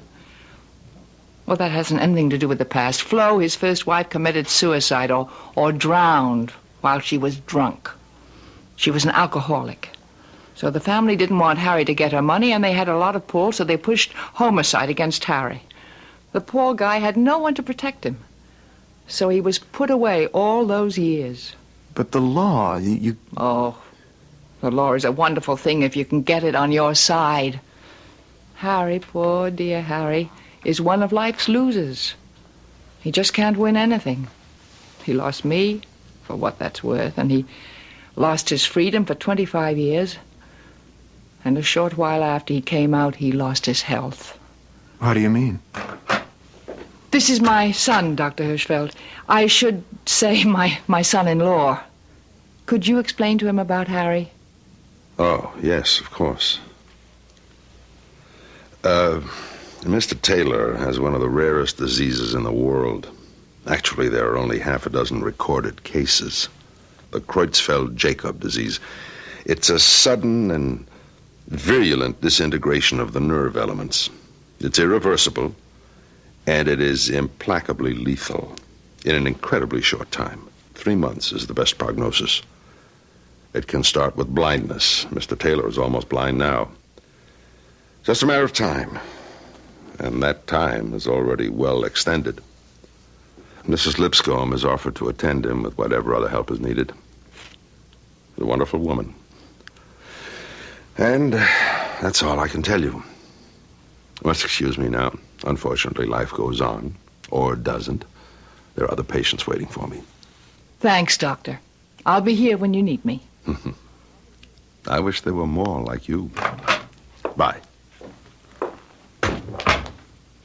I can take care of myself, Don. Yes. Yes, I should have realized that. No. Oh, no, I'm glad you're here. And you can go back and reassure Pesh. And as long as Harry lasts, I can do the same for him. Incidentally, I should tell you that I married him. You did? At his request. Oh, and it did give him a little lift. Maybe just an extra lease on life after losing so much of it. And he's still quite active and full of fun. So maybe we still have a little chance to eat, drink, and be merry. And not to finish that quote till it finishes itself. Oh, you're a good boy, Don. I'm glad you married my daughter.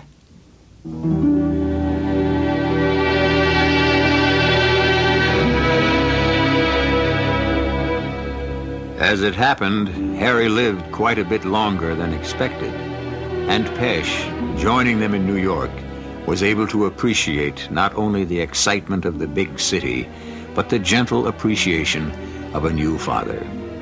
Harry died quietly in his sleep, not troubling anyone. But at the last, his life was not in vain, because he borrowed his own immortality in the memory of 3 people who loved him: Jessie, Pesh, and in the end, the doubting Thomas, Don. I'll be back shortly.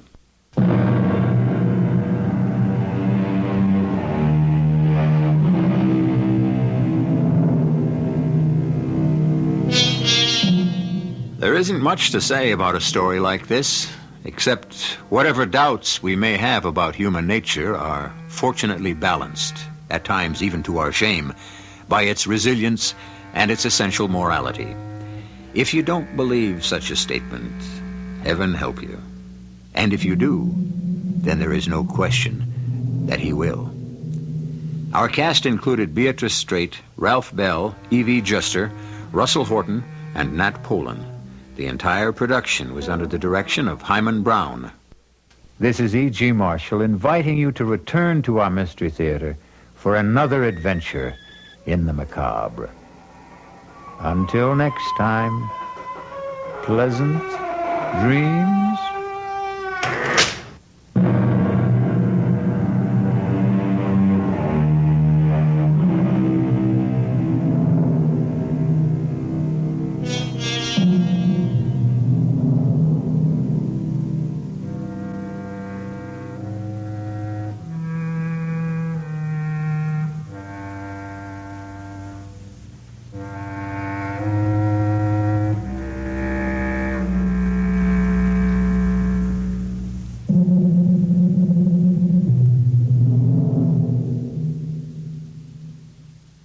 And now, Mystery Theater.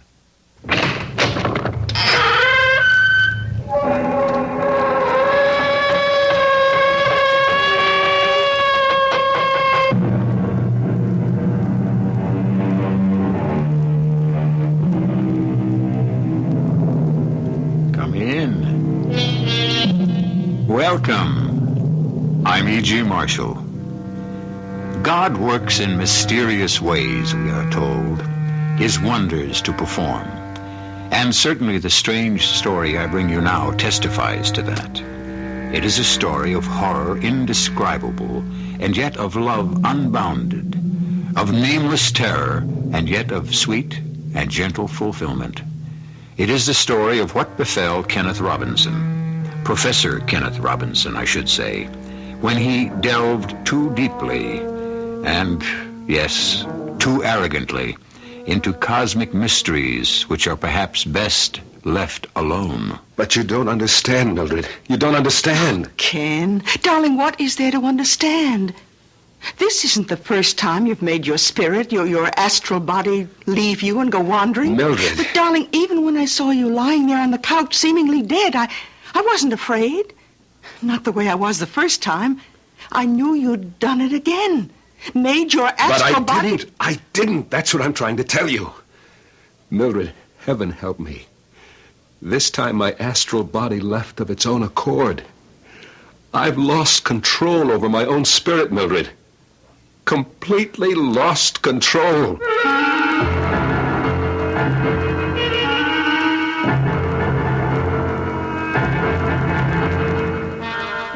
Our mystery drama, Where Angels Fear to Tread, was written especially for the Mystery Theater by George Lothar and stars Michael Tolan.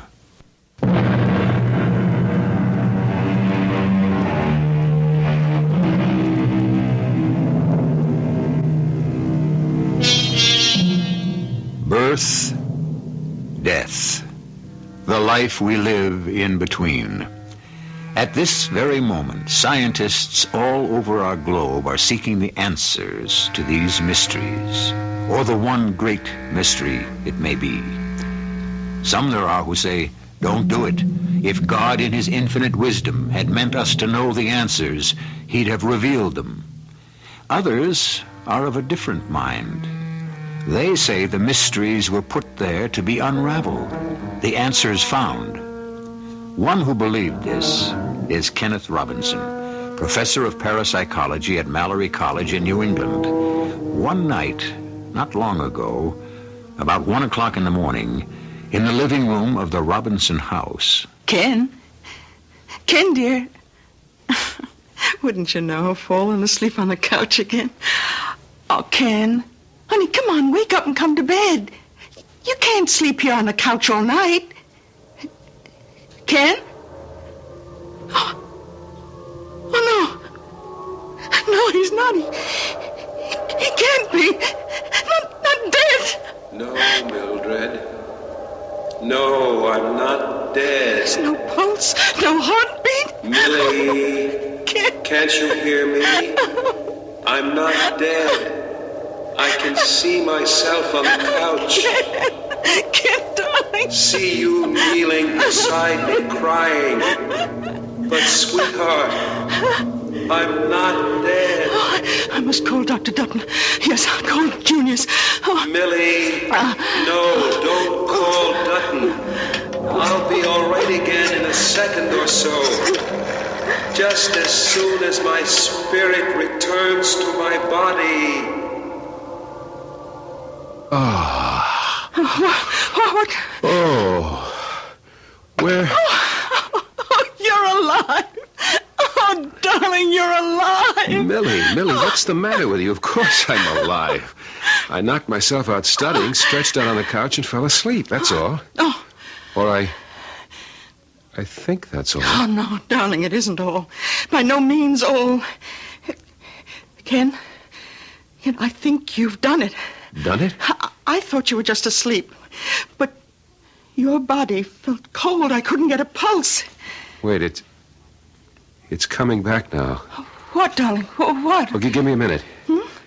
Yes, I could see you kneeling beside me on the couch. Hear you crying, and I talked to you. I said, don't call Dutton. I'm not dead. Oh, Ken. Wait, it's the breakthrough you've been after for years. Maybe. Yes, maybe. But let me try to remember more of what happened. When When I stretched out to rest, I started doing the Kapalabhati. Oh, the recharging breath. Yes, to restore my energy. I wanted to study at least for another hour or two. But then, yes, that's when it happened. I can't describe it. There seemed to be a gathering together of some vital force inside me, gathering itself together as if to make a supreme effort of some sort. Millie, it was my Atman, my spirit preparing to leave my body. Oh, Ken. And it did. It gathered itself together in my head, and then it was like a bubble outside my head, but attached to it, like a bubble on a bubble pipe, you know? Oh, yes, and yes. Then suddenly, the bubble broke loose, and Millie, there I was, standing beside my own body and looking down as it lay stretched out on the couch. Oh, Ken, it's incredible. No, not really. Now, you've more than proved Dr. Dutton's faith in you when he gave you the chair in parapsychology. What is it? Why the sudden frown? I can't remember where I went or what I did. Oh, what do you mean, dear? My astral body, I have no recollection of where it went. What it did while it was free. Well, did it go somewhere? I'm not sure. I have the feeling it did, but no recollection. I almost know I went somewhere, did something, but it's all a blank. Ken, you look worried. No, not worried. Curious, that's all. Curious.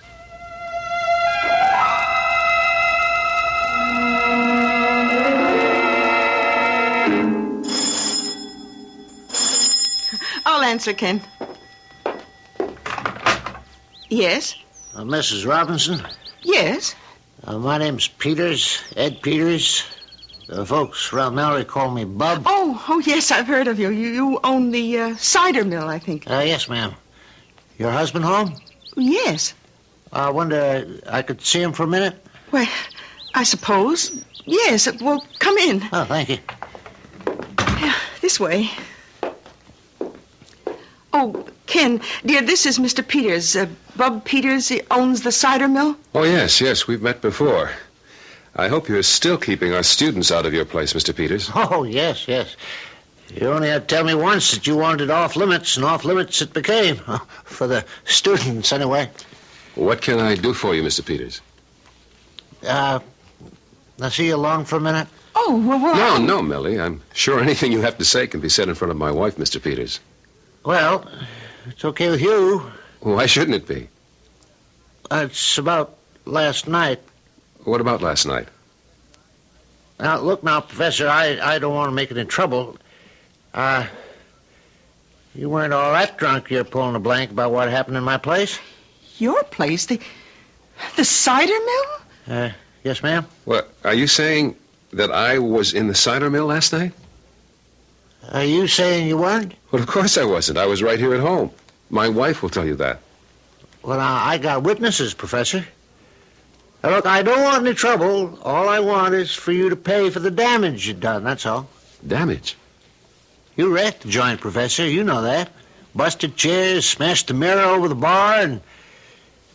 Well, here's a list. If you just pay it, we'll say no more about it. What? 600? I was in the cider mill last night, drunk? Me? And I wrecked? Unless you got a twin brother. No, I don't even have a brother. Well, like I said now, no trouble. It wouldn't be good for me, and it sure wouldn't be good for you, so... send me a check, huh? I can see my way out. No, wait, before you go. Yeah? Tell me exactly what happened, exactly what I did, or what you say I did. Oh, you did, all right. I got witnesses. You come in smashed. What time? Oh, around 1 in the morning. Go on. Well, like I said, you come in juiced real high, and you started hitting the booze like it's going out of style, one drink after another. Then you started getting a little too free and easy with the girls at your table. the girls at his table? Hostesses. 3 of them. One wasn't enough, he said. He starts to get a little, you might say, too handy with them, and I told him to cool it. In a nice way, I told him, believe me, but, well, that's when he throws a punch, and, well, that began it. You know, Professor, even though I saw it myself and I got witnesses, looking at you now, even I find it hard to believe. Well, I'll be expecting your check. Well, I guess now we know where your astral body went. Worse, we know what it did.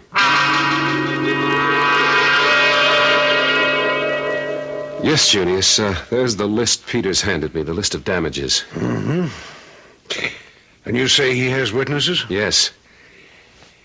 Well, you'd better pay this bill and avoid any further publicity. For yourself and Mallory College. And you'd better stop your experiments in astral projection. You don't really mean that, Junius. I do. You know I've been against them from the start. Well, if that's so, why did you found a chair in parapsychology and appoint me to fill it? Oh, come on, Ken. You know I had to establish the chair. It was one of the provisions of Septimus Mallory's will. Okay, but I've been Mallory believed in life after death. And that's why he wanted the chair in parapsychology, to pursue the study of the paranormal. Which is what I've been doing. Yes, but far beyond what was expected. You were simply to pursue investigations into ESP, psychokinesis, this sort of thing. Not anything so dangerous as astral projection. Dangerous? In the sense that you're trespassing on God's domain. Rushing in where angels fear to tread. Oh, come on now, Junius. Drop these experiments, Ken. I can't, please. Not now. Not when I'm beginning to meet with success. Success? To judge from what happened last night, wouldn't a more precise word be disaster? I must go on, Junius. I can't stop now. In that case, Ken, God... No.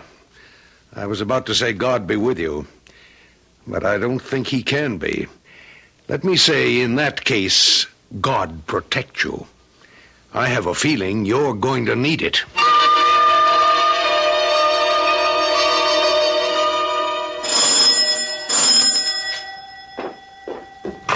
Oh, Junius, thank you for coming straight over. Where is it? On the couch in the living room. No pulse, you say? Just like the other night, so I... He's not dead. That I know. All right. No. The faintest heartbeat. Almost impossible to detect, but it's there. Oh. Tell me, Mildred, was this an experiment tonight? Was it a controlled experiment? Not an accident like the first time? Oh, controlled. You see, he lay down on the couch and began doing some breathing exercises. And then his breathing seemed to slow down and finally stop altogether. Uh-huh. I asked him if he was all right, but I got no answer. Then I was about to ask him again when he sighed. It was a sort of long sigh of relief, and somehow I knew that was the moment his astral body had left him. And you called me? Well, it scares me, Junius. I needed someone with me, someone like you. I keep wondering, where is he? Or it, whatever it is. Junius! Wait a minute. He's coming around. Oh, Ken? Ken? Oh, Junius. Oh, Ken, darling. Oh, sweetheart, I saw you again. You and Junius. I saw you here with my earthly body stretched on the couch. I heard you talking, everything you said. And this time it seems to me I can almost remember, where I went and what I did. My recall is better, much better than the first time, and I... Yes, Ken? You what? Ken? I can't be sure, but Millie, Junius. What, Ken? What? I think I killed someone. murdered someone.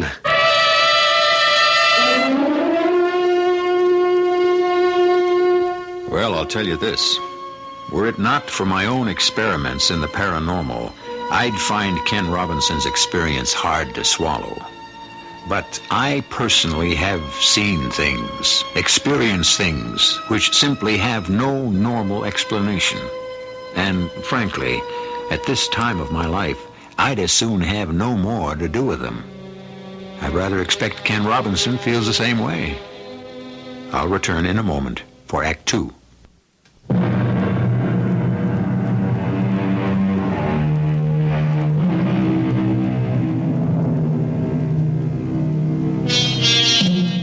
So far as Dr. Junius Dutton of Mallory College is concerned, man had best not rush in where angels fear to tread, which is, of course, what Ken Robinson, professor of parapsychology, has done. By means of extraordinary disciplines, he has at last succeeded in freeing his astral body from its earthly prison. Succeeded to his horror. I think I killed someone. Murdered someone. Ken! Easy, Mildred, easy. Go on, Ken. I can't. What do you mean you can't? You've just said you think you murdered someone. But I can't be sure. It's something I sense rather than know. A feeling. That and no more. Well, there's got to be more. We've got to know more. I don't follow. If you have killed someone, your astral body or your Atman or whatever you call it, if you did, then we'd better be prepared for whatever lies ahead. Junius, what do you mean? I mean, my dear, if a murder has been done... Oh, no! Ken, try to remember. Try. Ken? No, it's no use. I can't. And maybe I'm wrong. After all, it's just a feeling I have, a hazy feeling. A feeling that could be 100% wrong. Or 100% right. Ken, I'm going to speak frankly. You know I'm your friend and Mildred's. You know, both of you, that there isn't anything I wouldn't do for you. We know, Junius. But there are some things that go beyond friendship, because they must. I carry the responsibility for the college and the people who made it. Ken, if you persist in continuing this dangerous, this disastrous experiment of yours, I shall have no recourse but to ask for your resignation.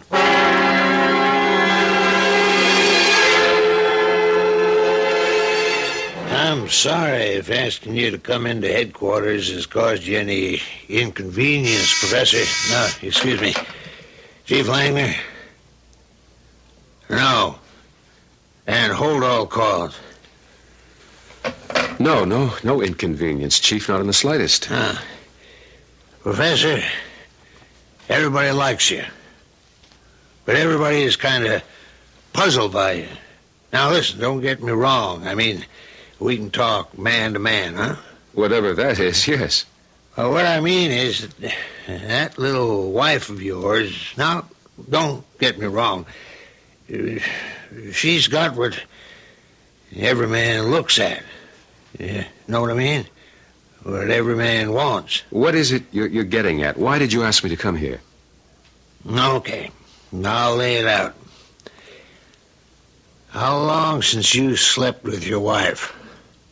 What business is that of yours? I'll tell you. Funny things happen in this town, things you wouldn't believe, but they happen. Like some men, well, I could mention names, big names in town. They got wives, some of them very attractive, but they go to Rosie Smith. The town... Yeah. Well, so? You ever go to Rosie Smith? Of course not. Never? Never. Well, she isn't as bad as all that, Professor. Look, will you please get to the point? Why am I here? Rosie says you tried to kill her. What? I tried to... Where were you 11 p.m. Wednesday night? Where was I? Yeah, where? Why, at home. At home? Yes, at home. Rosie says you're at her place. Says she picked you up and took you there. and that you tried to strangle her. In fact, the way we put it all together, you thought you had strangled her and left her for dead. But she pulled out of it at the hospital. I don't know what in the world you're talking about. You were at home Wednesday night at 11, you say? I was at home. Alone? No, my wife was there. Oh. And so was Dean Dutton. Oh? Your wife and Dean Dutton? Yes. 11 p.m. 11 p.m. Well, then, you couldn't have been with Rosie at her place, could you? No, I couldn't.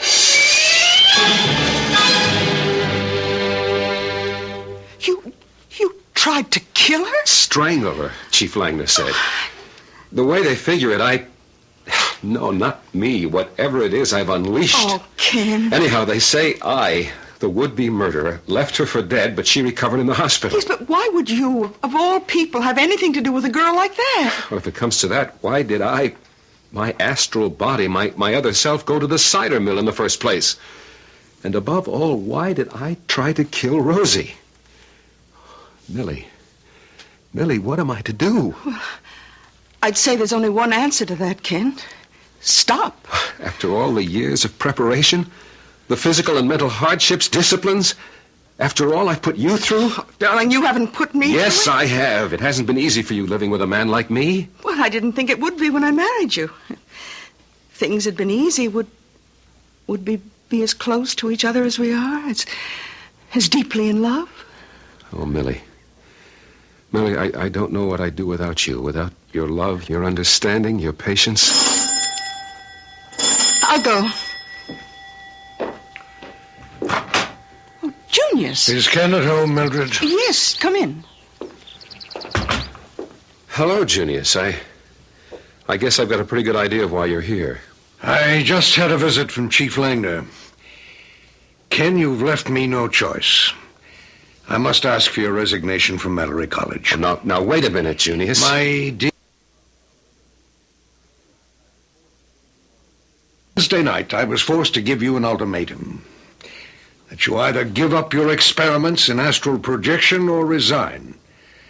I asked for a decision within 24 hours. You didn't give me one. I couldn't make up my mind. Ken, I can no longer aid and abet in your risking your reputation, perhaps even your life. I know, Junius, I know. You were right from the start. I was courting danger, possible disaster. And I knew it even when I began. Well, then why did you? No, you needn't answer that. Like all good scientists, you couldn't help yourself.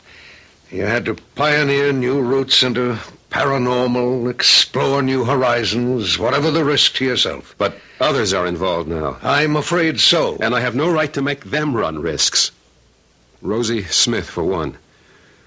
So whether you still want my resignation or not, Junius, I'm giving up the experiment. You'll stop it? Cold.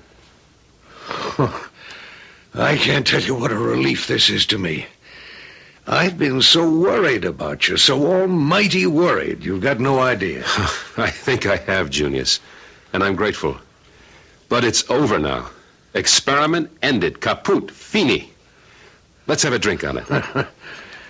Well, I've said it before, and probably bored you saying it, but I firmly believe that there are some secrets of life God prefers to keep to himself.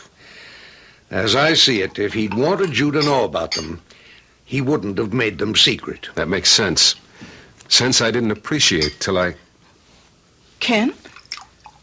I was about to say till I tried to murder someone. What a frightful thing if I had. Yes, it would have been.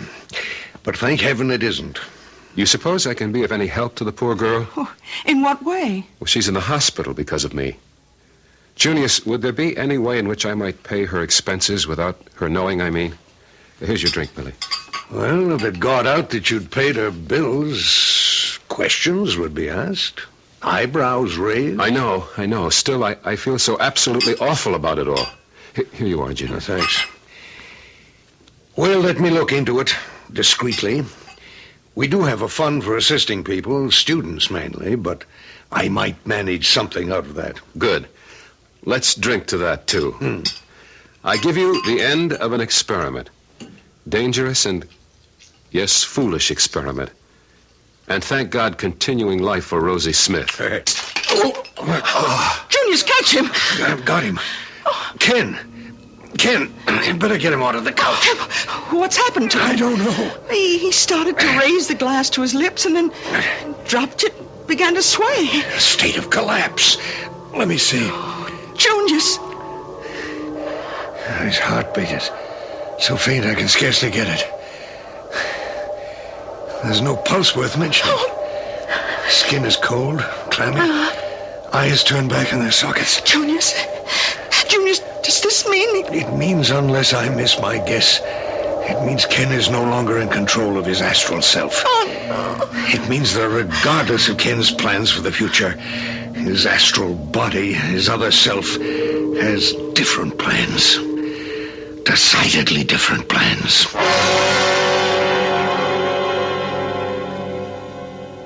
And so it would seem that, like Dr. Henry Jekyll, who, having released the vicious and murderous Edward Hyde, soon found Hyde in control, Professor Ken Robinson has unleashed a powerful and deadly force by tampering with the unknown, by seeking to unlock God's secrets, by rushing in where angels fear to tread. I'll return in a moment or so for Act 3.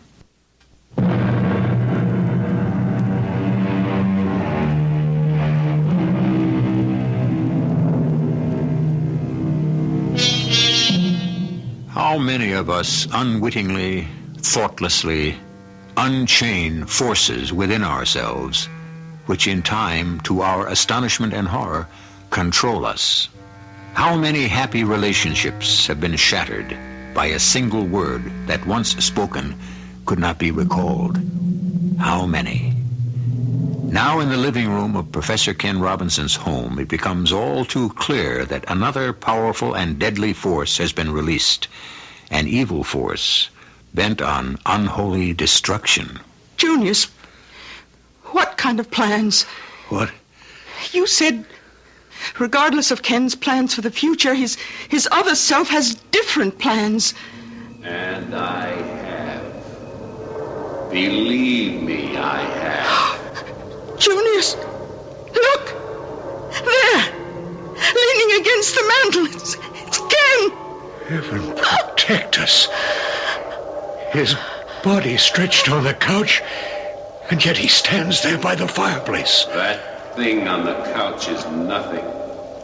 My earthly abode, that's all. What you see here is the real me.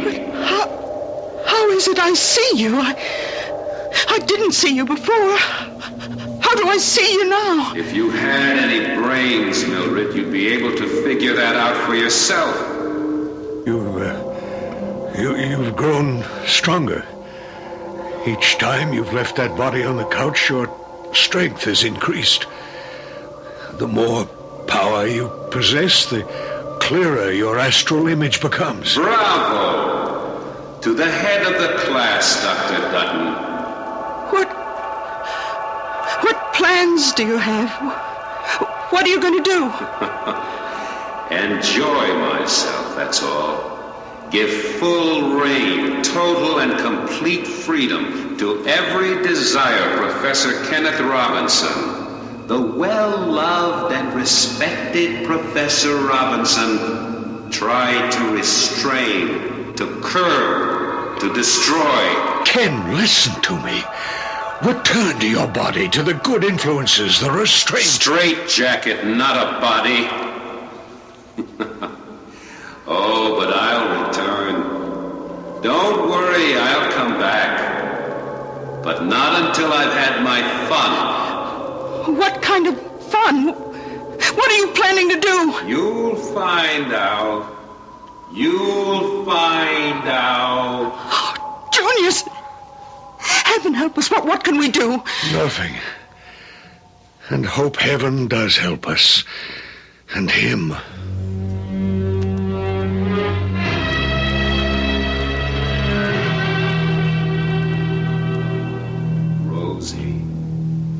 Rosie Smith.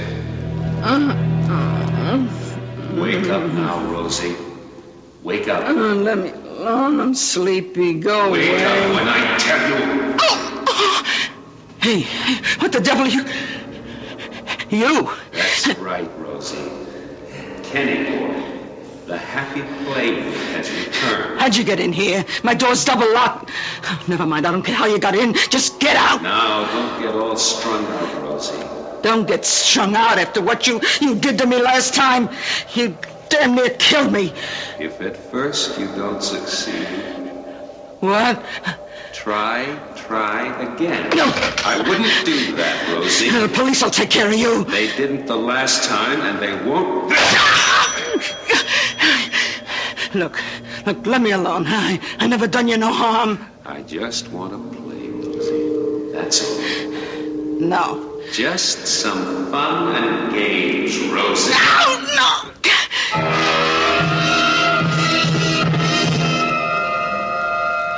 Junius? Are you sure Ken isn't dead? He's alive. Very slow pulse, but a pulse.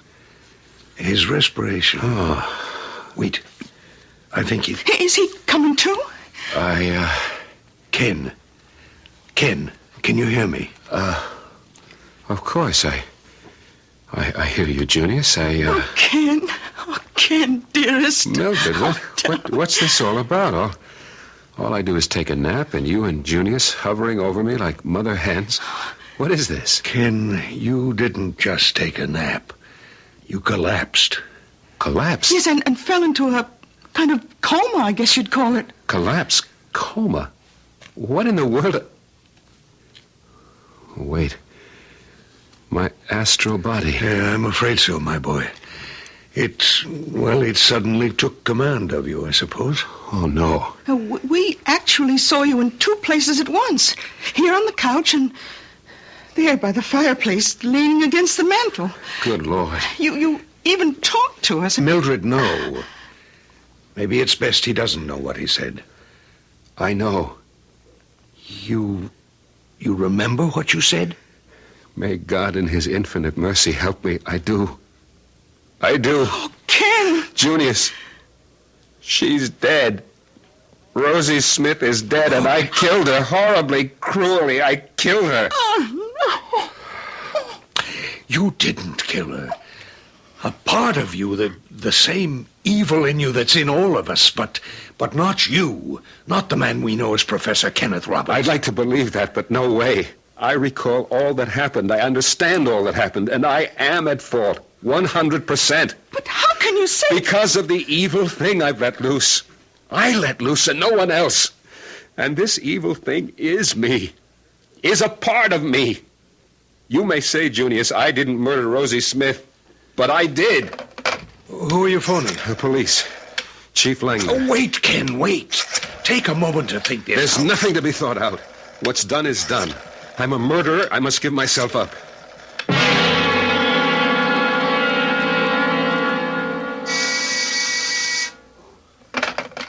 Chief Langner. Yeah. I see. Bad as that.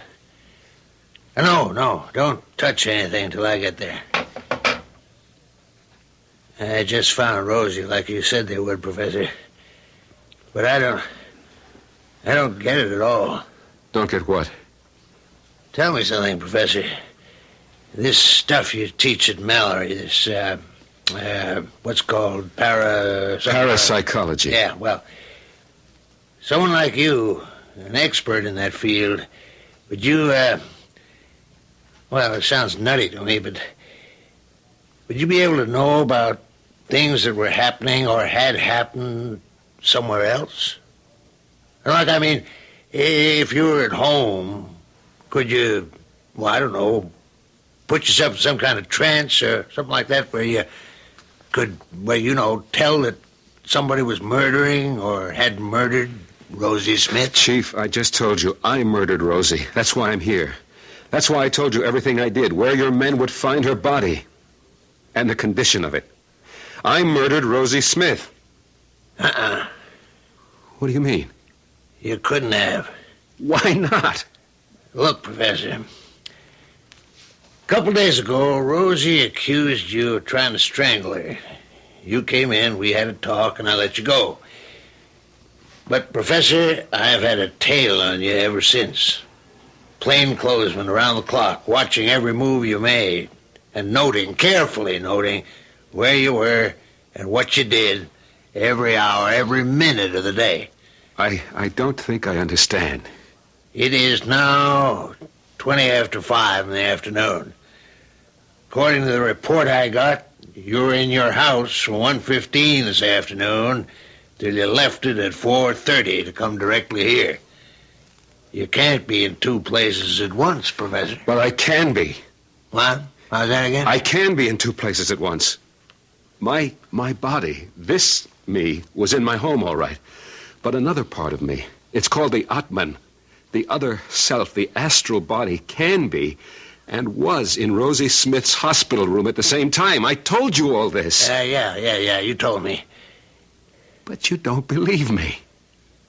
Professor, if I believed you, if I even let myself begin to believe you, I'd commit myself to the nearest funny farm. And, Professor, I'd insist they throw away the key.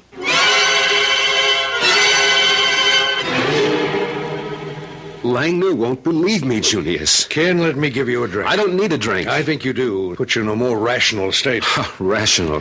As close to rational as we both can get. To begin with, Ken, you'll never be able to persuade Chief Langner or anyone else that you killed Rosie Smith. But I did.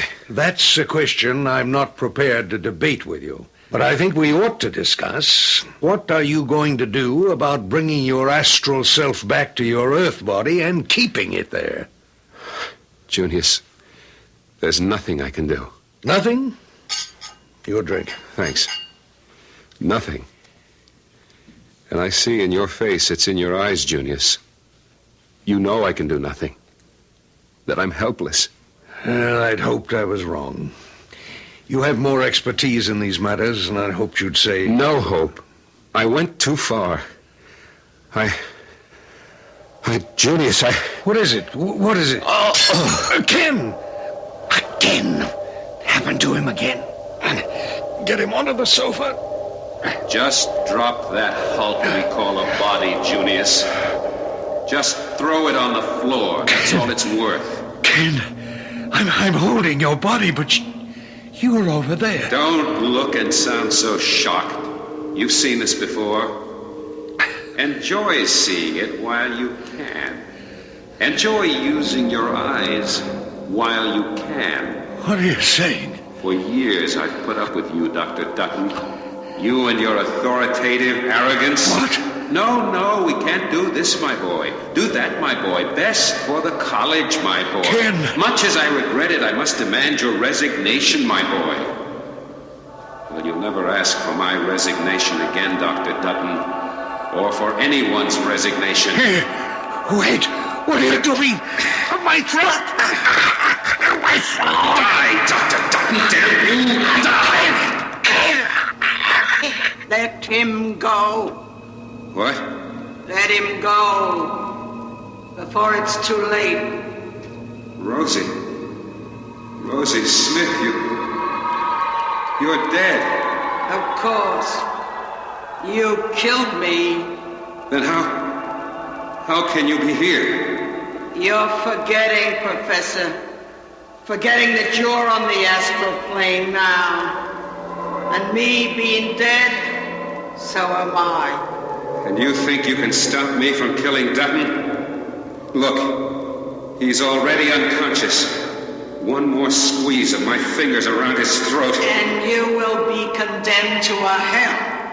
So frightful and so everlasting. Condemned to hell? The evil we do, we pay for. And right now you're on a real bummer of a trip. Better cool it. You don't scare me. Listen, Prof. That body you see on the floor. No, not Dr. Dutton's. Yours. You were born into it for just one reason. to suffer. To suffer through what earthly beings called life. You escaped, but only for the time being. Because if you don't suffer through the full lifetime of Professor Kenneth Robinson, you'll return to suffer through somebody else's, and suffer worse. It's your gig, Prof. You play it. See you around. Wait. Rosie, wait. What? I killed you. If I did want to make it up, I say if. How would I do it? Go back into his body, and you'll make it up all right. Because through him, the memory will be with you till the day you die. See you.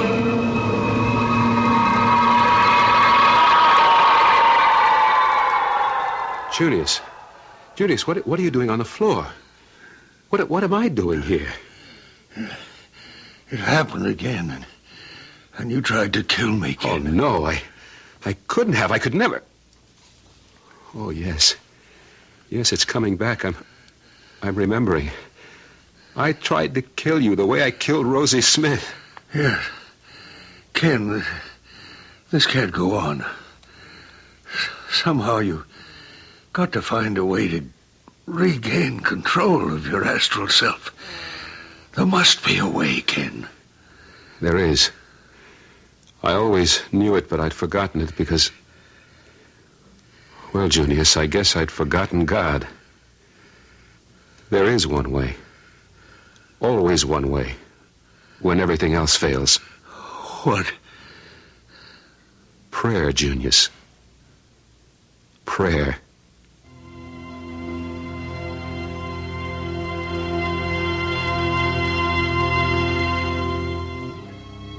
So a man who tampered with God's laws was saved, thanks to God.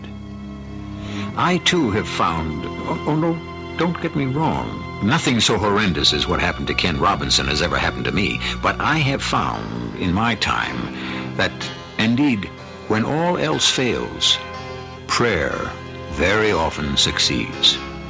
How about you? Well, try it sometime. I'll be back shortly.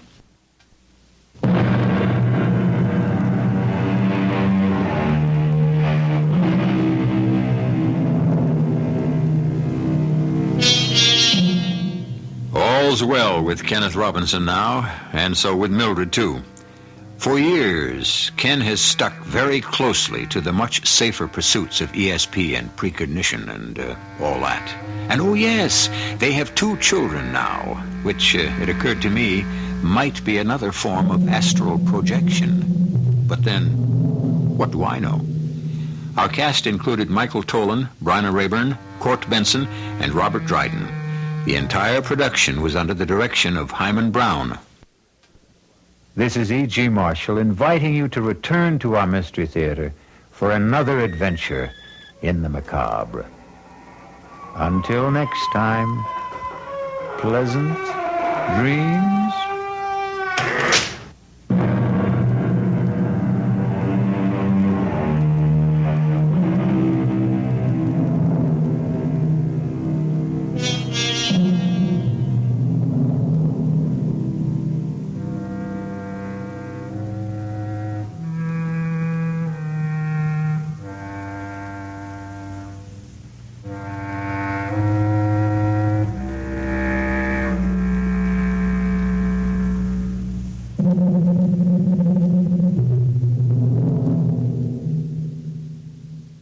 Mystery Theater.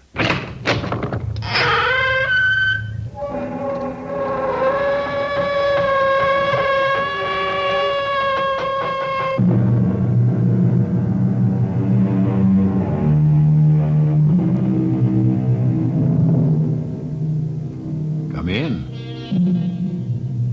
Welcome. I'm E.G. Marshall. I've never shared a rather common phobia, the fear of planes. It comes in all forms. Some worry about takeoff, others sweat out the landing. And, of course, in the last few years, the rash of one of the world's most heinous crimes has been the skyjack. I shut my eyes to them all.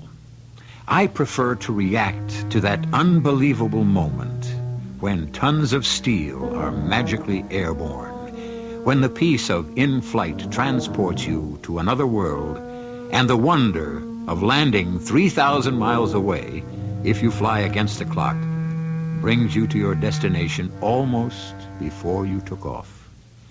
Still, there are times... This is your captain, Deacon Barnett. We will be traveling for the next few hours till we reach New York over water. We soon will be flying at 35,000 feet. Weather's clear. We should expect a smooth flight. Our ETA, estimated time of arrival Parsons. at Kennedy Airport, Jolly green is coat. 8 a.m. Angie, get that glorious rear end of yours up front on the double with the manifest. Only do it as gracefully as you know how, and don't upset anyone. What's wrong, Scotty? What do you mean, green Angie, coat? baby, don't ask questions. Just make like this is the Army. Don't ask questions. Move. We are in mucho trouble. And don't forget that manifest.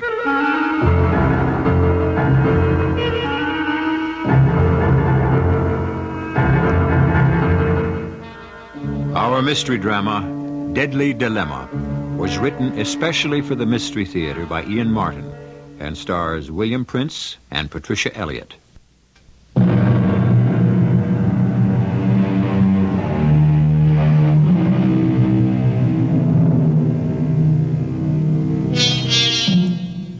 Mucho trouble. Flight 801 out of a small South American republic whose struggle to be born has kept it much in the news. Flight 801 headed for New York. A long, long flight. Already 2 hours underway. What kind of trouble? Mechanical or man-made?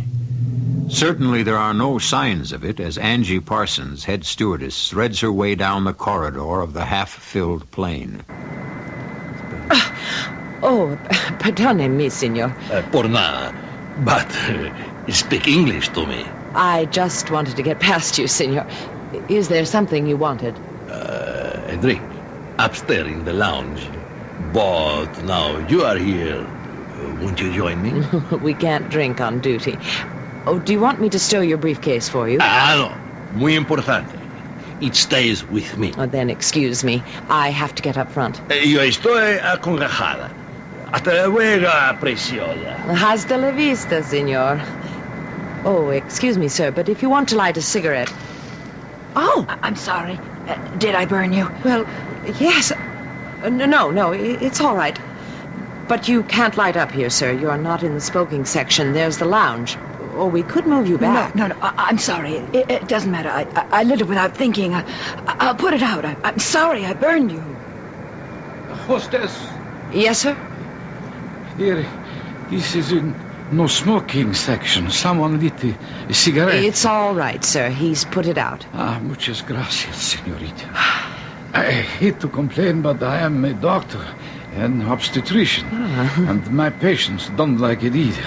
Besides, I have asthma. Excuse me, hostess, but do you think I could get a glass of juice or water would be all right? You travel first class, sister. The least you can do is have juice. I'll send one of the other girls with it. Now, if you'll excuse me, the captain just called me to the cockpit. Oh, I wouldn't want to be any trouble. Oh, no trouble. I'll take care of it right away. Miss Parsons just brought in the manifest now. That's right. I'll run a check on it with you right away. I'll get back. 801 out. Angie, what took you so long? You said to make it casual and not to alarm anyone. What gives, anyway? Take the ship, Scotty. I'll brief Angie. Right, Skipper. Let me have the manifest. Here you are. We got a problem, Angie. Nice king-size headache. I don't want to hand any part of it to you, but I've gotta. Do you know any of the passengers aboard this ship? Well, a couple of people I recognize, regulars, guys I've met on other flights, salesmen, you know. Good. We'll check them off in a minute. First, let's concentrate on a Senor Ramirez and group. First class, last-minute boarders. You got them? Yes, sir. Like 4. I guess all seem to know each other. Seated A1, 2, 3, and 4. Ramirez, Perez, Ramos, and Marcos. Check. That's like Smith, Brown, Jones, and Martin. Ramirez is Senor Simeon Aguilar, the new Presidente of the troubled republic we took off from 2 hours ago. The rest of the guys are his security guards. But why would the president of a country travel on a commercial airline? Angie, honey, they've got internal problems in that little country. Even the leading seltzer couldn't settle down. He's not our main problem. Yes? I just got a security flash from control that we may be carrying some political nut, a mad bomber, an assassin, a guy who could be ready not only to blow himself and El Presidente Aguilar to kingdom come, but the rest of us with him. I'm not quite ready for that. Me neither. Angie and I are just about ready to announce her. Oh, well, hell. Who has engagements anymore? We're gonna... You got all my sympathy. Just fly the crate and let me concentrate. We've got to check through that manifest and narrow this down. Why don't we just kick out a couple of engines and pretend we have to make an emergency landing? Scotty, we're dealing with a nut. Anything out of line could trigger him. And we don't know that there's anyone like this aboard. It's only a tip. How about having one of El Presidente's guards make a tour of the plane and see if he recognizes anyone Forget who it. If he did know the guy would know him. And that would start the fireworks. Besides, if the other side really sent out a martyr like this, he's either someone they wouldn't know or in disguise. Look, let's take this step by step. Sure, Deke. Now let's Captain. start with the manifest list. You have it right here. Now, this never came up for me before. But can you tell from it when each passenger booked passage? No, you'd have to get that from the ground. They'd know. Sure, it's all computerized. Hold it a minute. Control, this is Captain Deacon Barnett, Flight 801. Request urgent info. Priority 1. That's right. Urgent.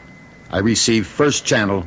All bookings made on our manifest list prior to... Hold it. Angie, what's Ramirez's first name and his crew? Jaime Ramirez. Jaime Ramirez. Hernando Perez. Hernando Perez. Arturo Martinez and Irving Marcos. Arturo Martinez and Irving Marcos. Check me back soonest. Now, while we're waiting, let's check off your regulars. Or anyone else you think you can clear. This may be all a big nothing, but if it isn't, we'd better pinpoint this guy. Or that's what we're all going to end up.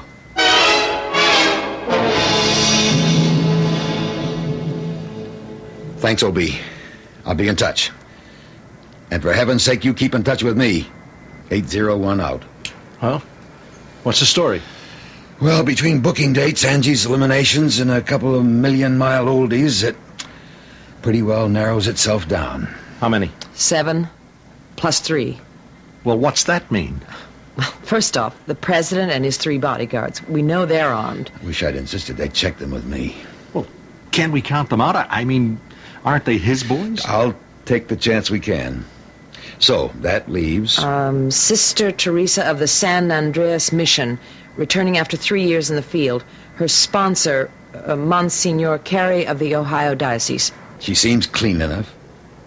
If she is the sister herself. She has a big carpet bag, old-fashioned, with her. Well, that's a bit suspicious. Well, not if you saw the sister. They go together. She must be 70 if she's a day. What about this doctor? Dr. Alcaniz? I don't know anything about him, except that he doesn't like smokers. Either because he's an obstetrician or because he has asthma. Oh, come on. There must be some lead. I don't know. Mr. and Mrs. Jacobowitz. They went to visit their son who's with the Peace Corps. Jim Hart. He's a mousy little schmo who's the son of the Hart banking family. Some kind of archaeologist or paleontologist or something. So what about this Senor Ramos? I don't know anything about him, except he is like the doctor and the nun. How's that? Well, wherever they go, they hang on to the bags they have with them. Doctor's bag, briefcase, carpet bag, which doesn't necessarily signify anything. No, not under normal conditions. Except if you had a bomb, you wouldn't move anywhere, would you, without having it exactly to hand? I don't know. I never had a bomb. Well, where do we go from here? Yes, that's my little red wagon, as my father used to say. I'll check 'em out. How? I don't know. Very carefully. How long would I have, do you think, if this scare is for real? Not over half an hour. I mean, if I wanted to total this plane, I'd do it over open, deep water, like about half an hour from now. I'm leveling, Angie, because what else can I do? You couldn't just deck us or make some sort of deal? No, this isn't a skyjack. This is, as my Nebraskan father used to quote from the good book, Armageddon. This man means to kill. And he expects to die in the Gotterdammerung. Like Hitler. But if he exists. Let me remind you again, this is only a tip, but we don't know for sure. Then what should I do, Deke? Okay. I'll level all the way. I'm sorry to dump this bath of blood on you, Angie, but I can't do it. I'm too obvious. Same goes for Scotty, or any officer. You're just going to have to hunt them down one by one. Well, I think we could narrow it down a little further. The two guys in the Million Mile Club, I've seen them on almost every tour I've flown. The Jacobowitzes, they're sound asleep under the same blanket and holding hands. She doesn't even have a handbag. I put it up in the locker. Okay, they're off the list as of now. The Hart kid. He's an heir to millions and a mouse. He's so nervous flying over water he can't even light a match properly. Damn little fool burned my hand. Yeah, let's see. Oh, it's nothing, Scotty. No, Deacon, unless one of the president's personal guard is a fifth columnist, it has to be one of three. The doctor, Senor Ramos, or Sister Teresa. If it's anyone. That's the damn part of the whole thing. If I was sure this was more than a tip, if it was a fact, I could ditch this plane so fast nobody outside of this control room could handle the shock. Then when I pulled out, we could be ready to grab the guy while his brains are still scrambled. But that's almost as dangerous as a bomb itself. Busted eardrums, heart conditions. Now, you know that isn't the answer. Angie, honey? Yes, Scotty? You can handle it. Now, check out those three.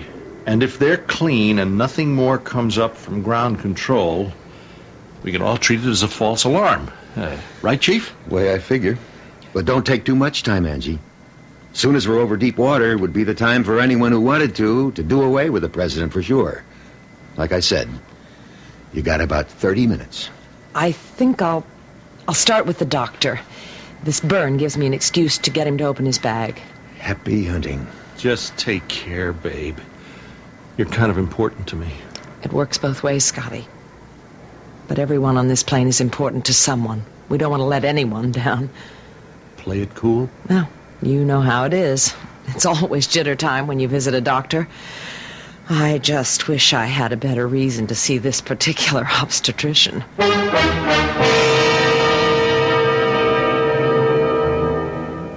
Now I join the rest of you as terror begins. And even if ground control is only passing on an unfounded, as yet, threat of disaster, I would be as conscious as Deke that there is on board the president of a country racked by revolution, where feelings of repression run so high that even ordinary people are no longer rational. I'll be back shortly with Act Two.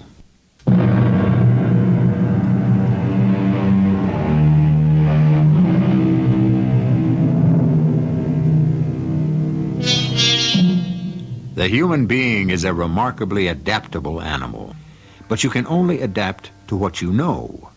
How do you adapt to a situation which may not even exist, which is stewardess Angie Parsons' problem as she begins with Dr. Salvador Alcanis, obstetrician, and possibly the opposite of his chosen profession, possibly a man with some kind of bomb destined to have nothing to do with birth, but the sudden and terrible death of nearly 100 human beings. Everything all right, Signor Medico? Senorita, you are very kind to single me out. It's my job. Can I get you anything? No. No, I must find my own way from now on. I beg your pardon? Of course. That is a strange-sounding statement. I must explain. So I don't want to. I have just lost my wife of many years. Oh, I am sorry. You are muy simpatico. I knew that the moment I came on the plane. Why don't you take that heavy bag off your lap? Put it beside you on the seat. We have plenty of space. I suppose it is very foolish. I hang on to it as some kind of symbol. A discredited one. Beg pardon? The symbol and remaining function of all my life. Why?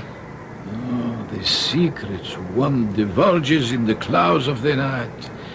My wife died of cancer, and all our skill could not save her. I am sorry. And so am I. But that will not bring her back, so I aim to work at destroying that and the other ills of society. That brings me to your country for my own personal reasons. What reasons?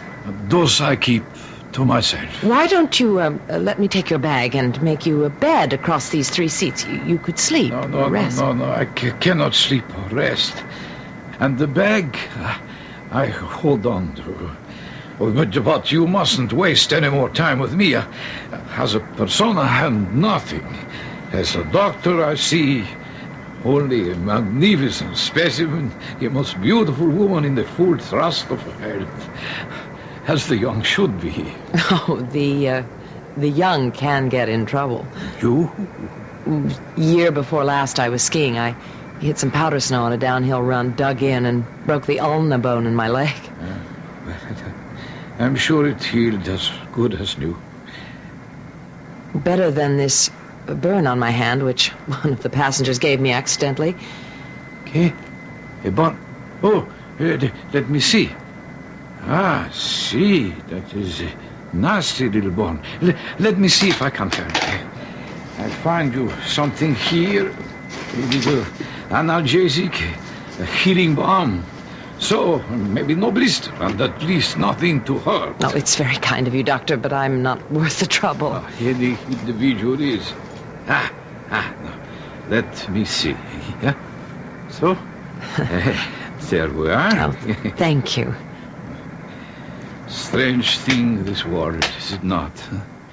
The only thing that is really important is the individual.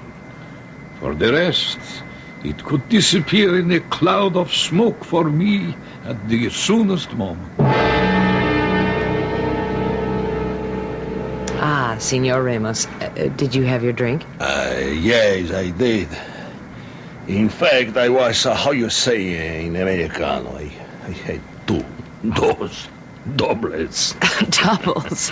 In so short a time? Well, I am one big bad boy, no? That's up to your conscience. I see.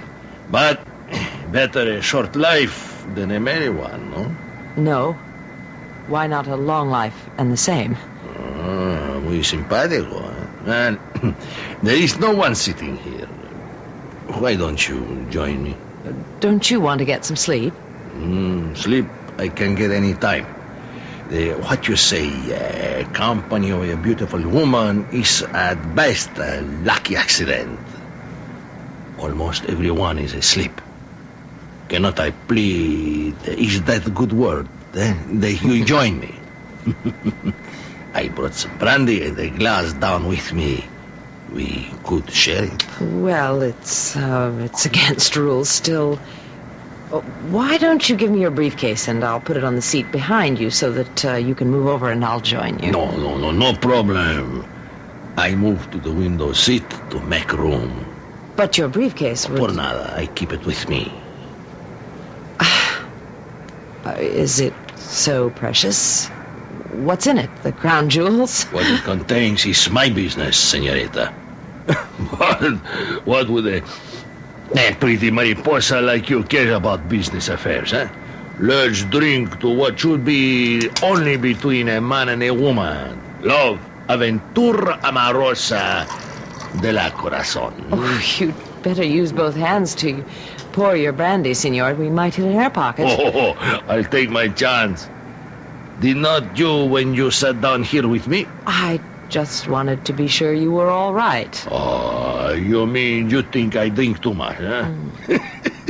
Hey, I'm celebrating, my dear. Celebrating a new era. Death, in a sense, but a new birth. What do you mean? All in this satchel. Such is the right word? Yes, or briefcase. Ah, see. Briefcase. In this day... excuse me. It is the end of a long, hard struggle. But I have brandy. It is good for sleeping, for stopping the mind from racing, for finding a little peace. Well, I am so sadly cansado. Muy cansado. Senor Ramos? Senor? Out like a light. Let's see if I can... Oh, there. That's it. Senor? Hasta la vista, amigo. I hope this thing doesn't have to be carried at just the right angle. Oh, hostess. Yes, sister?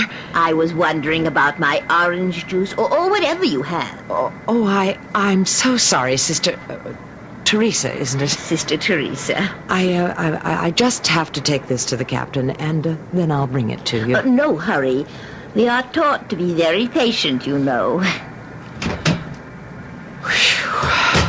Well, what's the word, Angie? Oh, not the doctor, I don't think. He opened his bag without any hesitation, and all that seemed to be in there was, stethoscope, blood pressure thing, bottles. Any one of which could be nitroglycerin. Half a pint at this altitude would blow us to shreds. What have you got in your hands? I took this briefcase from Senor Ramos. I suppose I ought to be insulted. In the midst of making a pass at me, he fell asleep. That doesn't sound like any mad bomber. Just the same, I'd like to get this out of my hands. He says it contains the secrets of a new tomorrow. Any sound from it? Hey, let me listen. It's quiet as a grave. Oh, that's a great simile. Don't open it. Take it in the galley, Scotty. Put it in the sink. Fill it with water. Make sure it's well soaked before you open it. Okay, Skipper. Will do. Any more word from ground control? Not really, Angie, except they don't think it's a hoax. They don't report the source. The information seems reliable. How about the nun? You checked her out yet? No, she's the last. Because it's so ridiculous. A little round, wrinkled butterball who could have been everybody's mother. Your little round butterball may turn out to be a Peter Lorre in disguise. We're getting over a wide open sea, and I'm getting the jitters. Better take care of it now. I have a good excuse. She asked for some orange juice.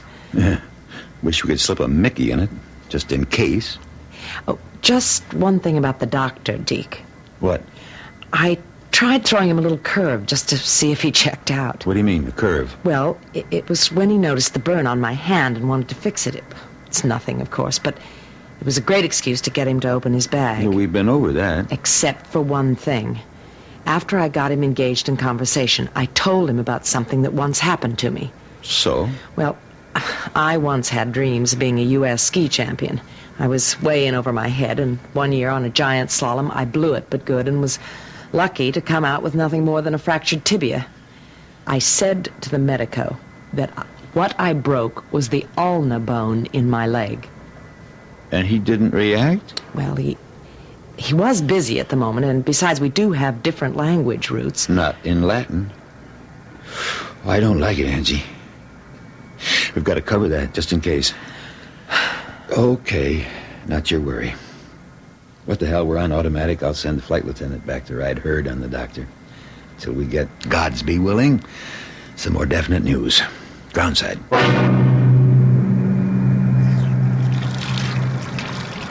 How's it going? Well, what do I answer to that, honey?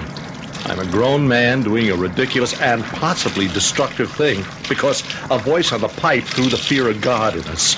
A plain old briefcase, and I'm soaking it in a sink. If the plain old briefcase contains a bomb... Supposing it doesn't contain a bomb, are our faces red?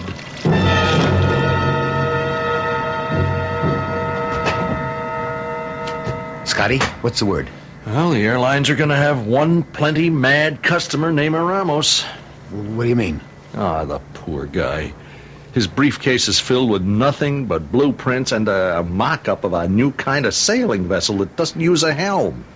No rudder? That's right.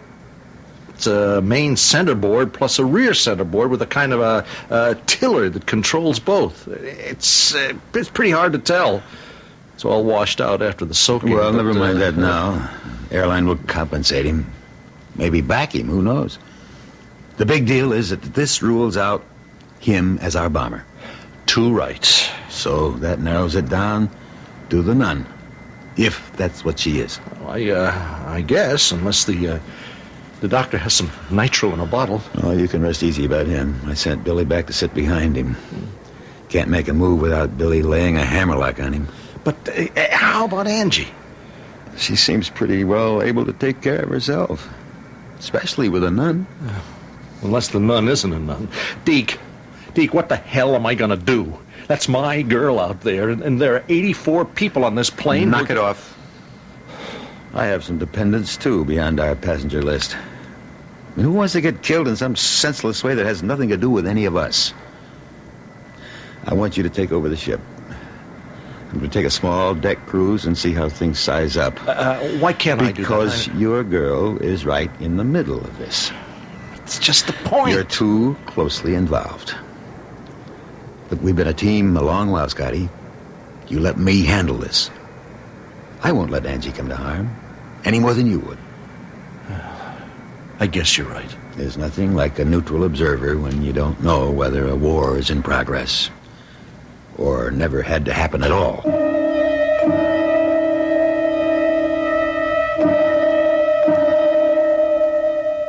Captain Barnett is right, of course. This may still be a normal flight, upset only because it has left a country boiling with unrest. Still, the political implications are threatening. There is on board the plane a man who, from the moment he acceded to power, had to be marked for possible death. The terrible thing is that the projected manner of his death is such that if El Presidente is to be assassinated, so will everyone else on Flight 801. I'll return shortly with Act 3.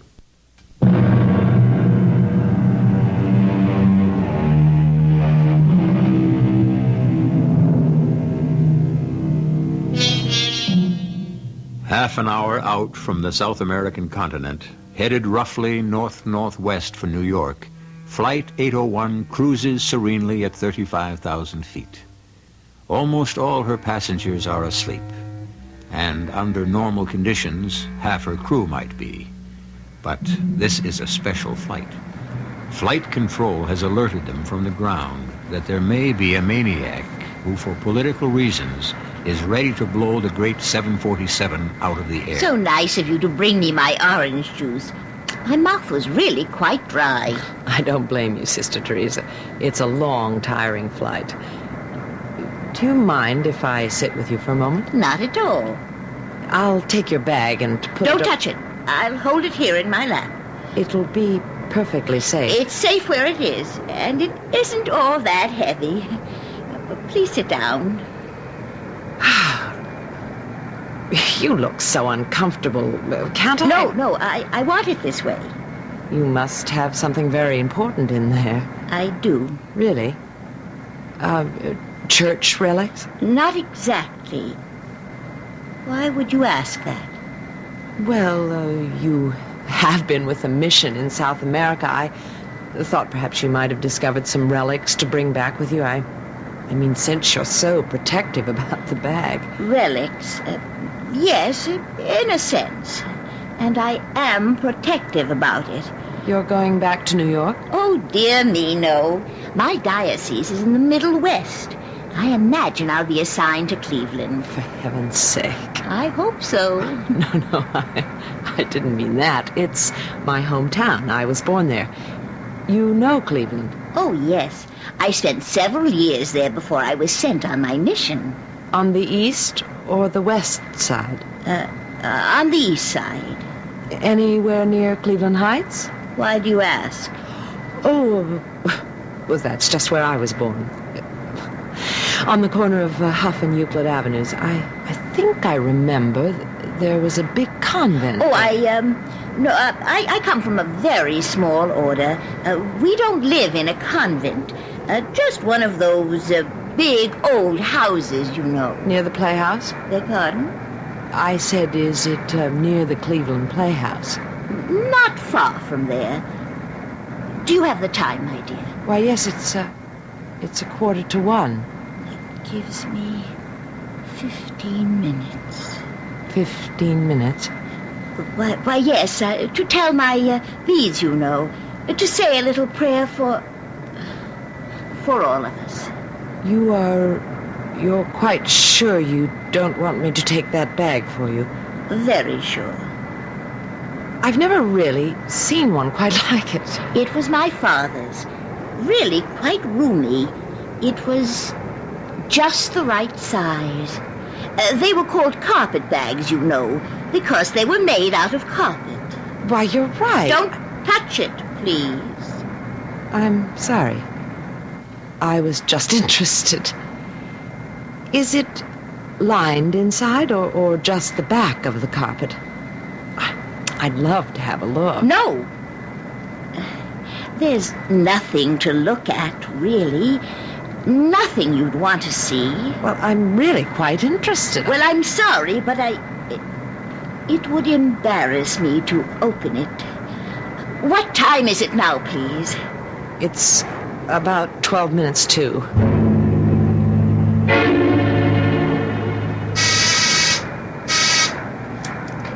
Cockpit, co-pilot speaking. Oh, this is Deke, Scotty. Everything all right with you? Steady she goes. Where are you? The tail galley. Any further news from ground control? Not a peep. What's doing out there? Your girl is talking to the nun up in first class. I'm going to stroll by on my way back and check things out. Yeah. And for Pete's sake, don't leave her alone with me. Hold it. Flight 801. Co-pilot Scott speaking. What? That's for dead sure? Good Lord. Look, I think we got her.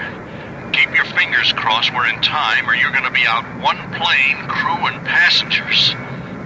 Deke, that was control. The tip is confirmed. There is someone aboard with enough nitro to blow us to kingdom come. Maybe it's the doctor after all. No, it's a woman. It's got to be that nun. And Angie's with her. Deke, you've got... You fly the plane, Scotty. I'll handle this.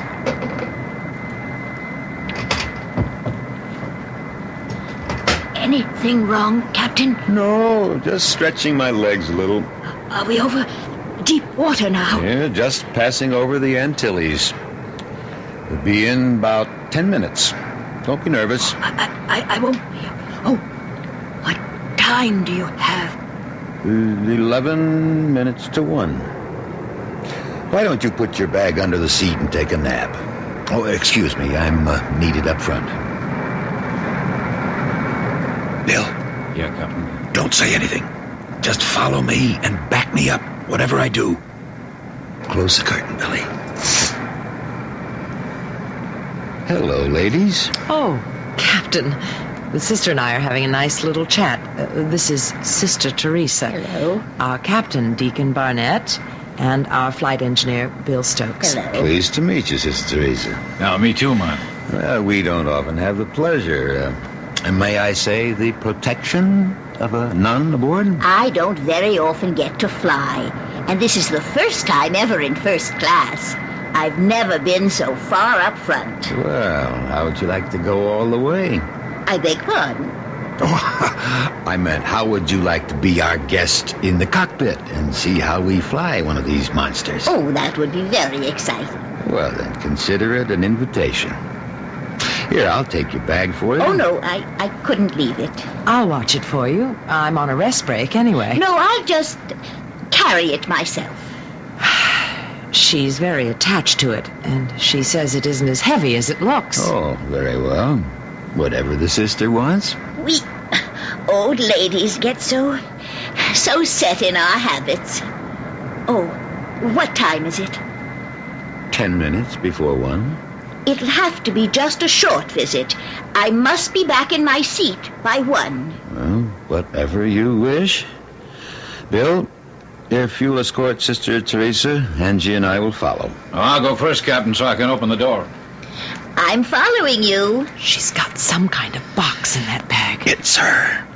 Controls confirmed. When I grab her arms, get that bag away from her. But don't open it. Okay? Roger. Let's go. Oh, my. All those instruments. It looks as though there would be enough to take you to the moon and back. How can you ever... What are you... Grab the bag. Kenzie, help her, Bill. No. I got it. No. It just came open. There's no catch on it. What's inside? Oh, it's an animal carrier. There's a cat inside. I can see it. Please, Captain, you're hurting me. I know it's against all the rules, and I'll have to do penance for it. But I couldn't think of poor Tommy riding back there in the luggage compartment. 20 years we've been together, Tommy and I had to have him with me on his last journey. Besides, I wasn't sure the air people would allow him on the plane at all. Oh, why not? Because he's dead, you see. He passed away to his final reward before I ever got him on the plane. I was taking him home to bury him in our little convent garden. All the nuns loved Tommy, and he did them. He'd want to be near them. A dead cat. Oh, it'd be funny if... What the devil are we going to do now? Maybe I should have taken poor Sister Teresa back to her seat instead of sending Bill back with her. No. I need you to go over that manifest with me again. Scotty, got a cigarette? Oh, yeah, here. Thanks. I'll light it for you. Hold. Here, give me those. Women with matches are a positive menace. What do you mean? Haven't you ever noticed? A man always strikes a match towards him. Women always strike them away from him. I've got more spark burns... What is it, Angie? What's wrong? The burn I got from the guy who's listed as James Hart. That's the way he struck a match, away from him. And come to think of it, he has a kind of strange voice. He could be a woman. I think Angie's got it, Deke. Yeah, he was just asking me when we'd be over deep water. Look, gotta work fast. Scotty, are we on automatic? Yes, Skipper. Give me one of your socks. How do I... What? Don't ask questions. Angie, get me a bar of soap. Okay. I'm not taking any chances. Man or woman, I'm gonna cold cock that bird. We can apologize later if we made a mistake.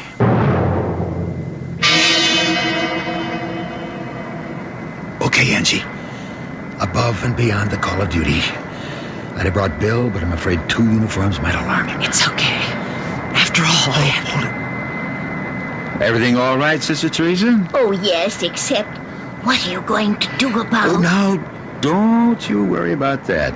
Angie and me'll take care of you. I know you will. I'd say you have all my faith, except that I owe that to someone else. But I do trust you. Thank you, sister. Let's go.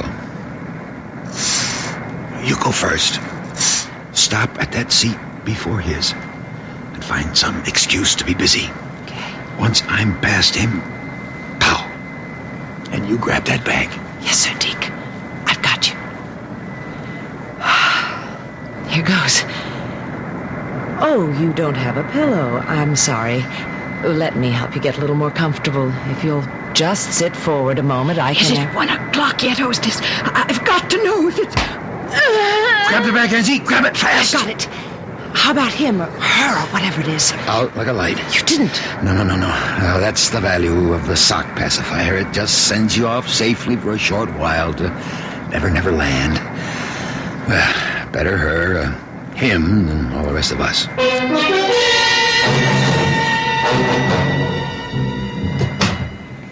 You get rid of it? Yep. Enough nitro to blow up the Elizabeth, too, let alone us. Who is she? She's Hart's twin sister. She belongs to some way-out organization. Got her locked back there in one of the galleys screaming about fascists and the CIA, and she was ready to die to stop exploitation and colonial Nazis. Oh, the kid is crazy. She'd actually have killed nearly 100 people to get rid of El Presidente, who happens to be a middle-of-the-roader. The best thing that's happened to his country in the last 100 years. Scotty, give me a cigarette. This one I'll light myself. Honey. Honey, are you all right? Oh, yes, sure. That was... Did you see the way Deke struck that match? Away from him. I did?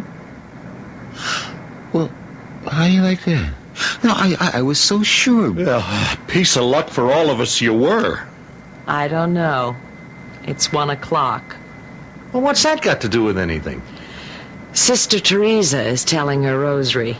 She said she'd be praying for all of us. I think it was a lot more than just luck.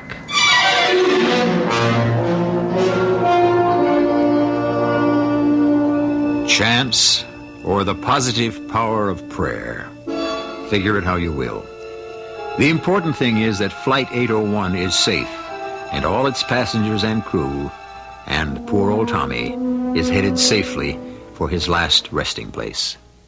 I'll be back shortly.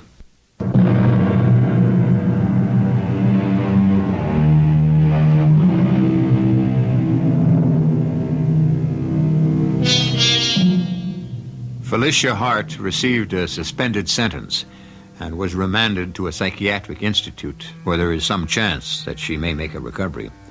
At least she identified the group of revolutionaries who had talked her into the terrible act she might have committed. Their organization was disbanded and the members banished. Scotty and Angie were married, with Deke his best man. Oh, incidentally, Deke Barnett has given up smoking for good. Our cast included William Prince, Patricia Elliott, Earl Hammond, Ian Martin, and Hetty Galen. The entire production was under the direction of Hyman Brown. This is E.G. Marshall inviting you to return to our Mystery Theater for another adventure in the macabre. Until next time, pleasant dreams.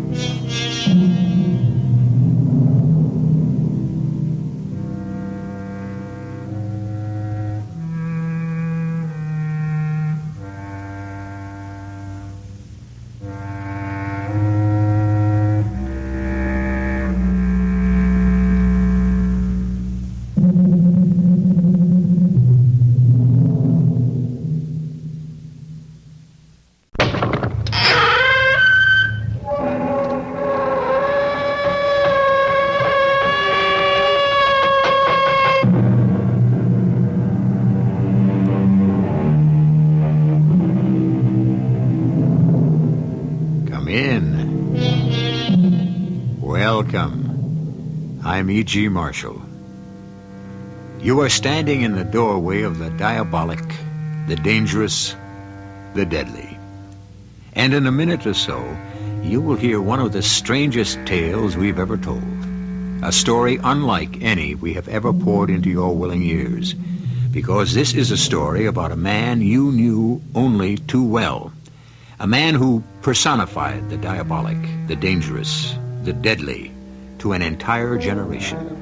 A man the world will never forget or forgive.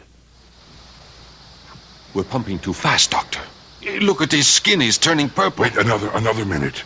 We must improve his heart action. You'll kill him this way. He's too old to stand this. Look. He's trying to speak. Yes. Yes. Estoy cansado. Yes, my Führer. Yes, I know. You are tired, my Führer.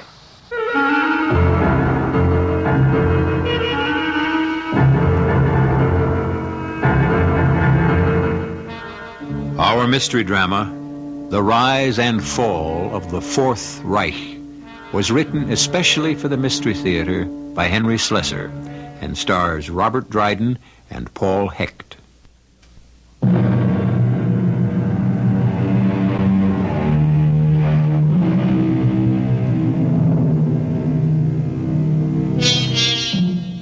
This is Mexico City, a noisy, bustling city, full of people and automobile traffic.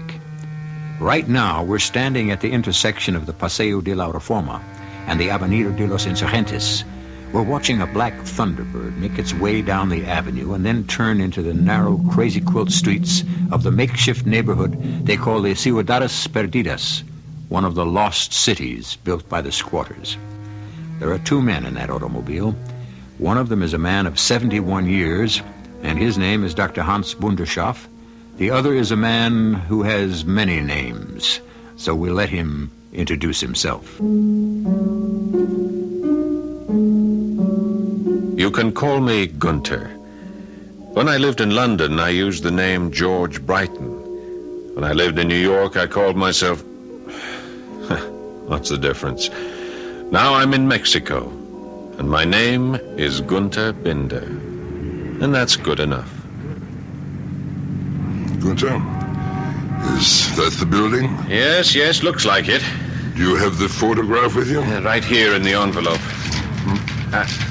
Yes, that's the building, Doctor, but it looks empty, even abandoned. If our information is correct, and if God is with us, there is still one occupant. As we mounted the stairs of the ancient building, it was hard to believe that the information was correct, or that God was even aware of this dingy hovel on the edge of nowhere. But then we were at the door of the third-floor back apartment, and it was obvious that no lock was necessary because no thief could be interested in what might lie behind that door. But we were very interested. We had spent a lifetime seeking it. Or rather, seeking him.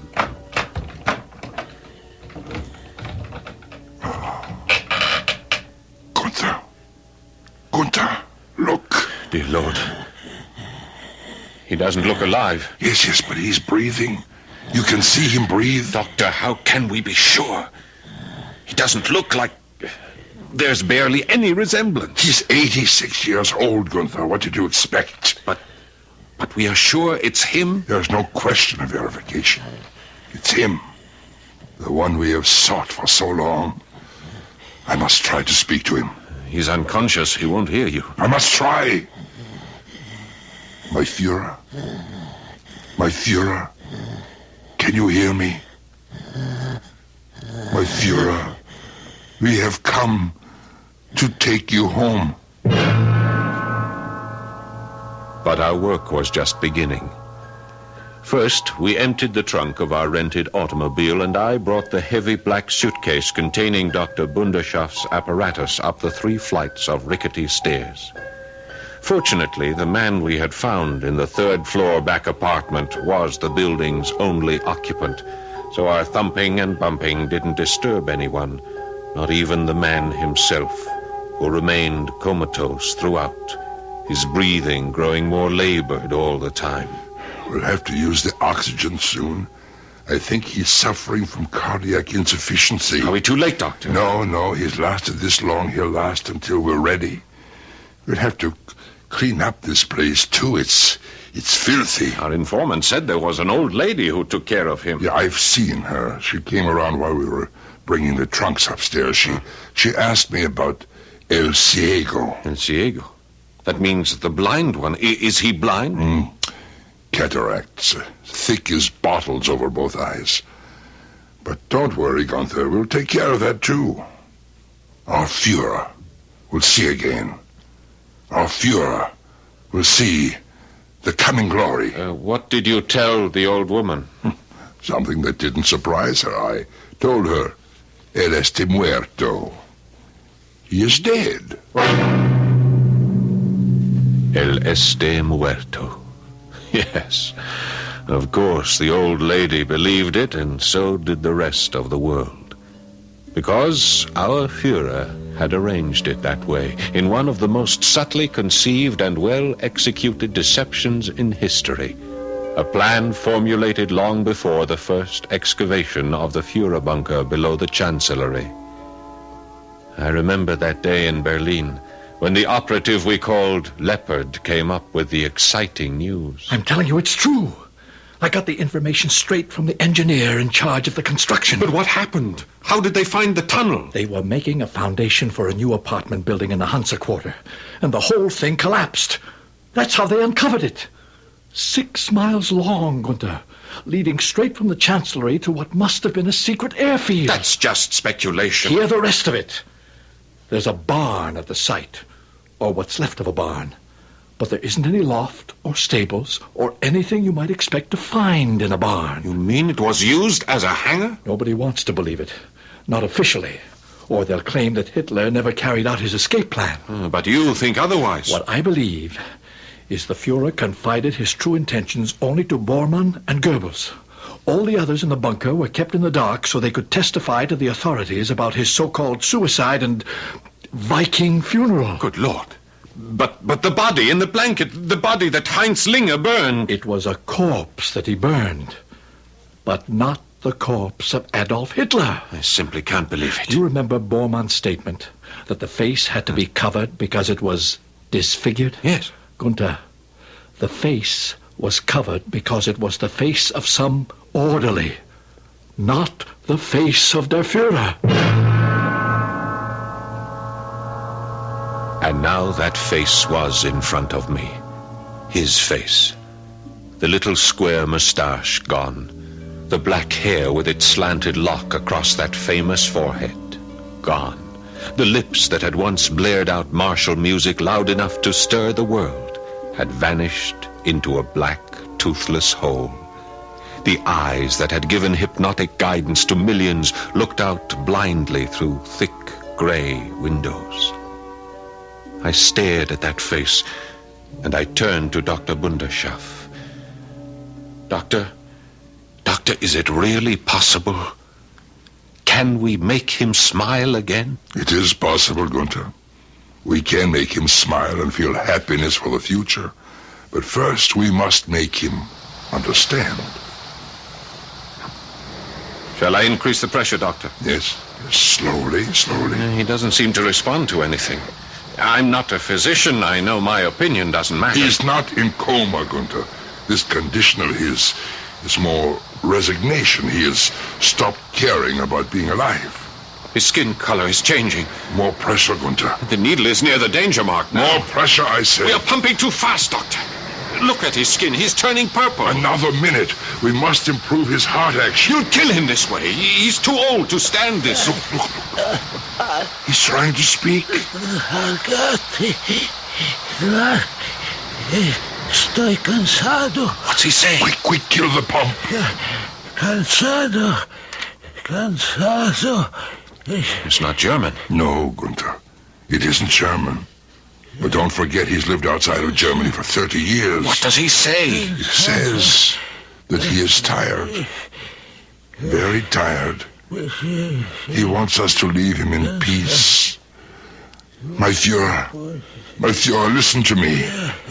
Do you think he hears you? Look at his eyes. He's blind. He knows someone is here, Gunther. My Führer. Estoy cansado. Yes, my Führer. I know you are tired, but now you can sleep.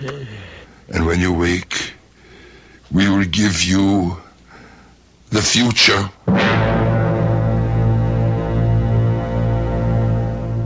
It was another 24 hours before Stiller arrived. Stiller was a doctor too, but he was able to do something that Dr. Bunderschaft could never do. He was an ophthalmologist, and he would apply his surgeon's skill to the cataracts that prevented our Führer from seeing the men who had come to restore him to power. I'll do what I can, Hans. But don't expect me to perform miracles. Well, why not, Stiller? We have performed one. We have found him. It's not enough simply to remove the cataracts. He'll need to be fitted with special glasses. Perhaps not. Not after our endocrine treatment. Hans, you still persist in this dream. I know what I have accomplished before. I know what I can accomplish now. But this challenge is too great. A man of his age, in his condition... I will need your assistance, Stiller. Gunther is a fine young man, but he lacks professional skill. I'm an eye doctor, Hans. I know nothing about glands and hormones and all your other mysteries. Please, Stiller, help me. Help me make it worthwhile for those eyes to see again. All right, Hans. If you can believe in miracles, I suppose I can too. The operation was performed. From Stiller's point of view, it was a success.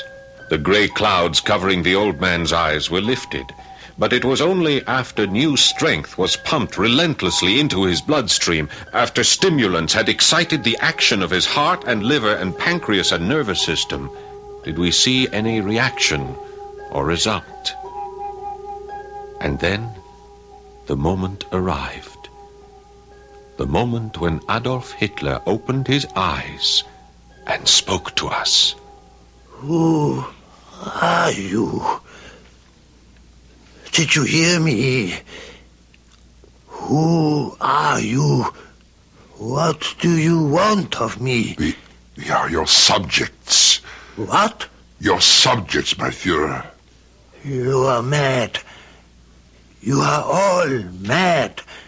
I am no one. Let me alone. Let me die. No, my Führer. You will not die. Stop calling me that. My name is Marcus. Please, listen to me carefully, my Führer.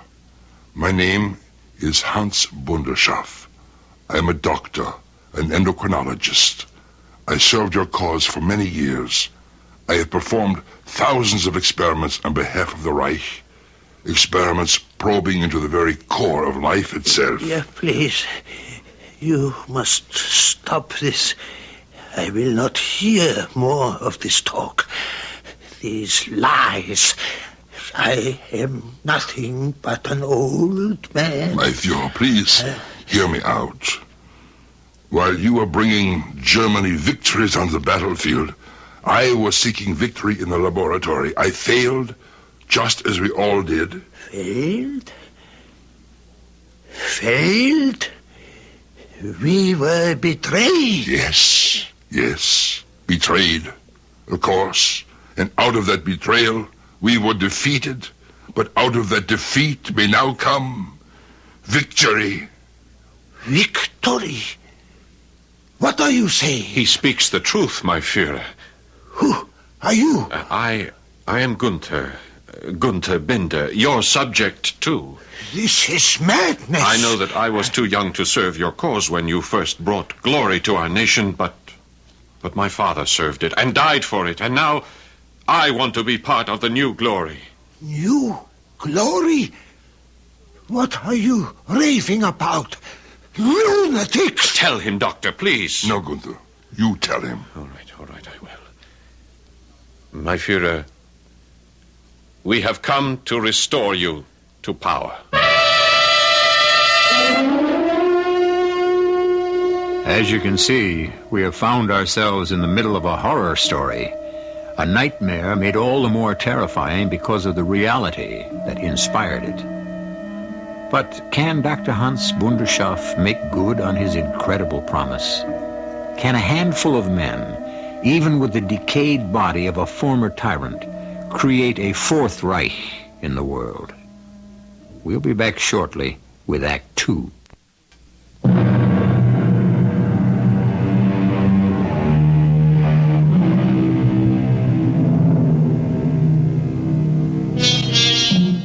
Strange things are taking place in a near-abandoned hovel on the edge of Mexico City.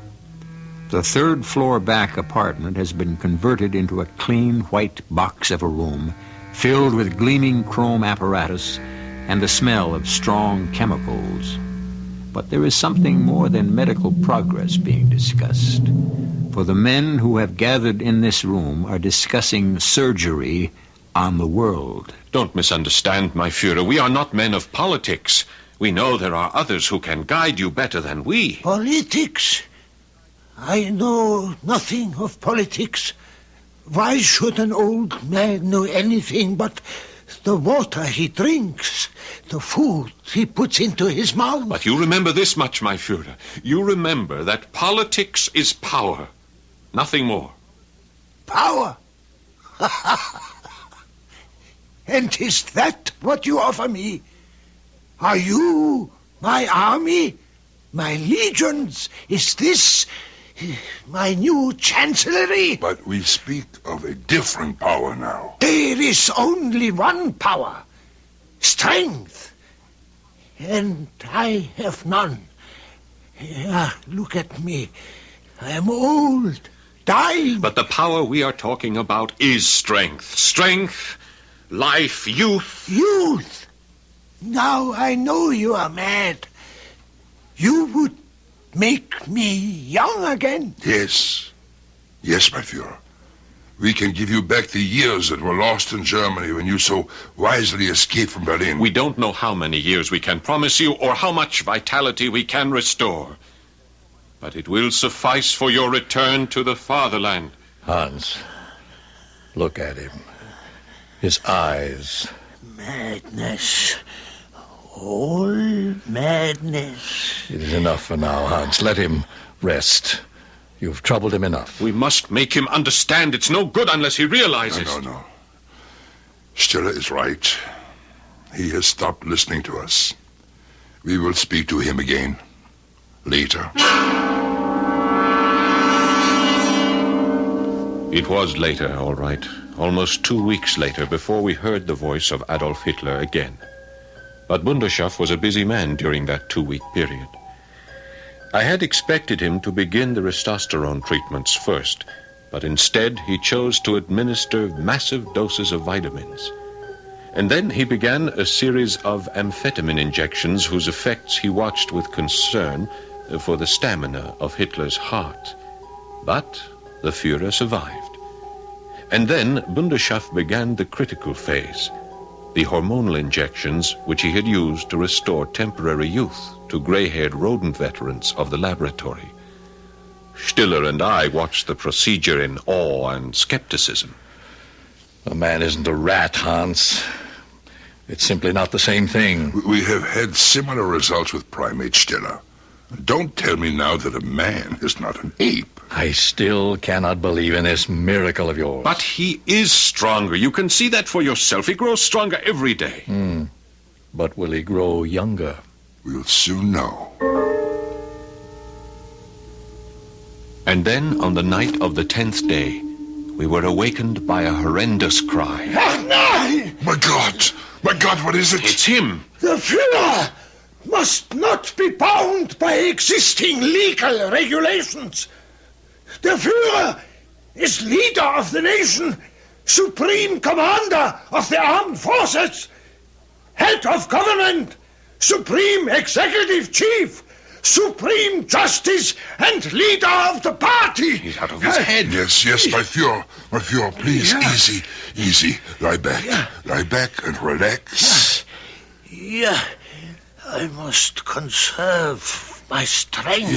Yes, that's right, you must. My strength is the strength of Germany. Seems to have gone back to sleep. Yes, he sleeps. And this time, his dreams are brighter. Much brighter, Gunther.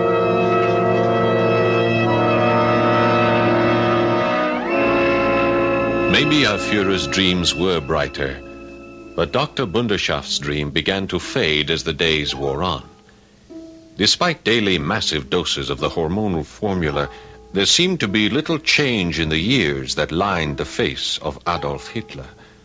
And Stiller began to question whether the dream would ever be fully realized. Hans, why do you persist? I was never convinced that your primate experiments were valid. Everyone has been skeptical. Most of all myself. But I know it is true, Stiller. You should have conducted other human experiments first. To begin with this one. There could not be a more important beginning. Or ending. Didn't you have many deaths? Even among your apes? Yes, there were errors. A sudden change in the androgen balance can sometimes be dangerous. And if such a change occurs now, what will you have? A dead old man? No, this is one thing we must not have. Merely a dead old man.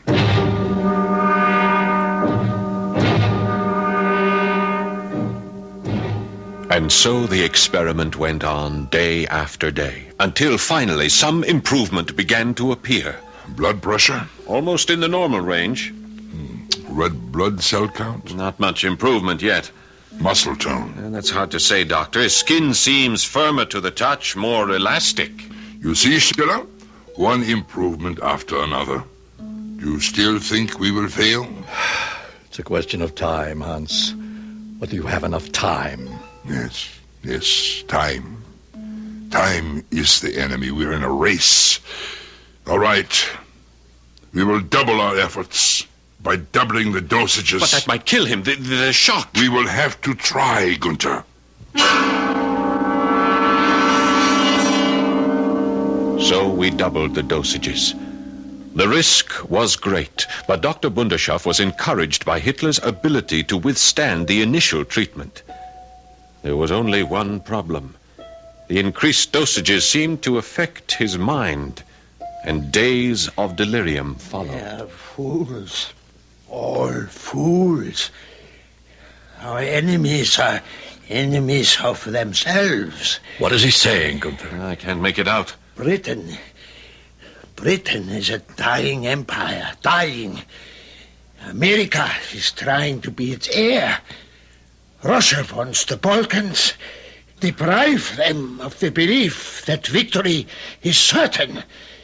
We must show them that they can never reckon on our capitulation. Never. Doctor, don't you think this is dangerous? No, let him carry on. Smash the Americans! 45 German divisions. His voice grows stronger. Get me General Koller. He may be unhinged, Doctor. Then all this would have been for nothing. We must wait and see. There must be no holding back now. No commander must hold back his forces. Disobedience will be punished by death. Koller, I hold you personally responsible. Do you understand? What is he saying? Who are those people? He commands generals who are gone. I say that he's mad. I say this whole experiment is mad. No, Stiller. The Führer only dreams. He must dream of yesterday before he can dream of tomorrow. The second miracle took place that same day. Here, careful. Yeah. Lift him carefully. Here, Doctor. Let me help you. Sorry. Are you sure it's all right to do this, Hans? Yes, I think we can. All the life signs are encouraging. His pulse, his color, his blood pressure. Even his eyes seem to be in better focus, Doctor. I think he's beginning to see us. His lips are moving. He does see us. My Führer, can you hear me? Can you understand what I am saying? My Führer. Who are you? I told you my name. It is Bunderschaft.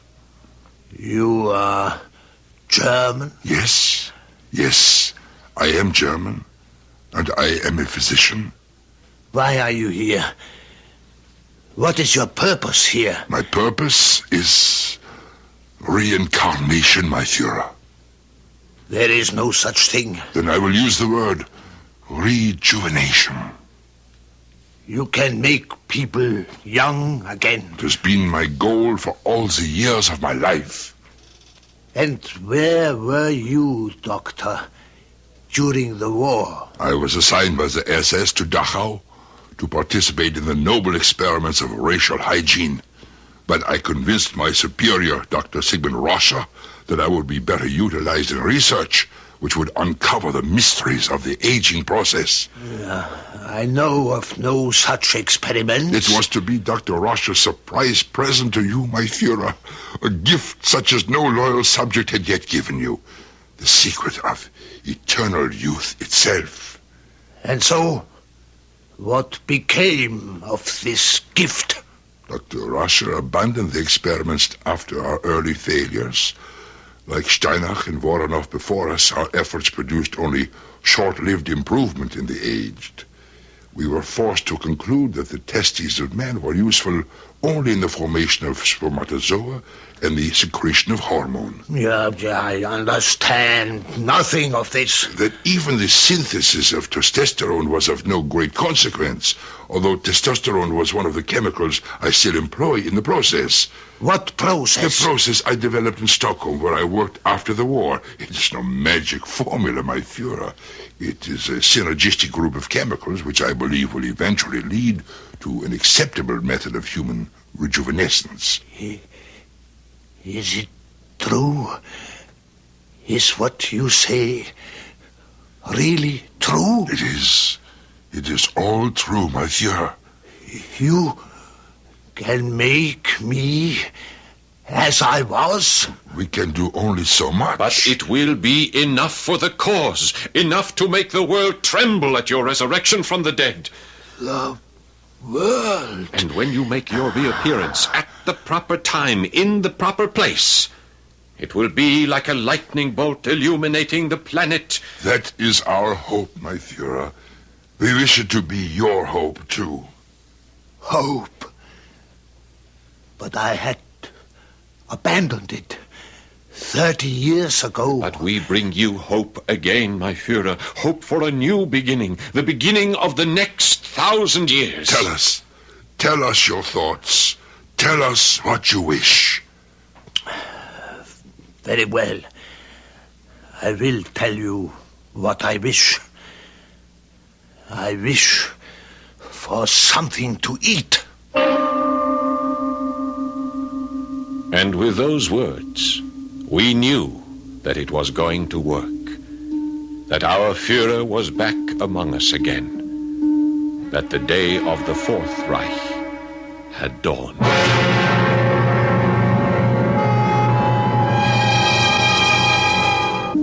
The Fourth Reich sends shivers up and down your back, doesn't it? But the idea has created ecstasy in that small room in Mexico City as three men watch eagerly as Adolf Hitler dines. His appetite used to be greater. He could swallow whole countries at one sitting. Now he seems to be content with a bowl of soup. But if he has a new chance at power, well, let's wait and see what happens when I return with Act 3.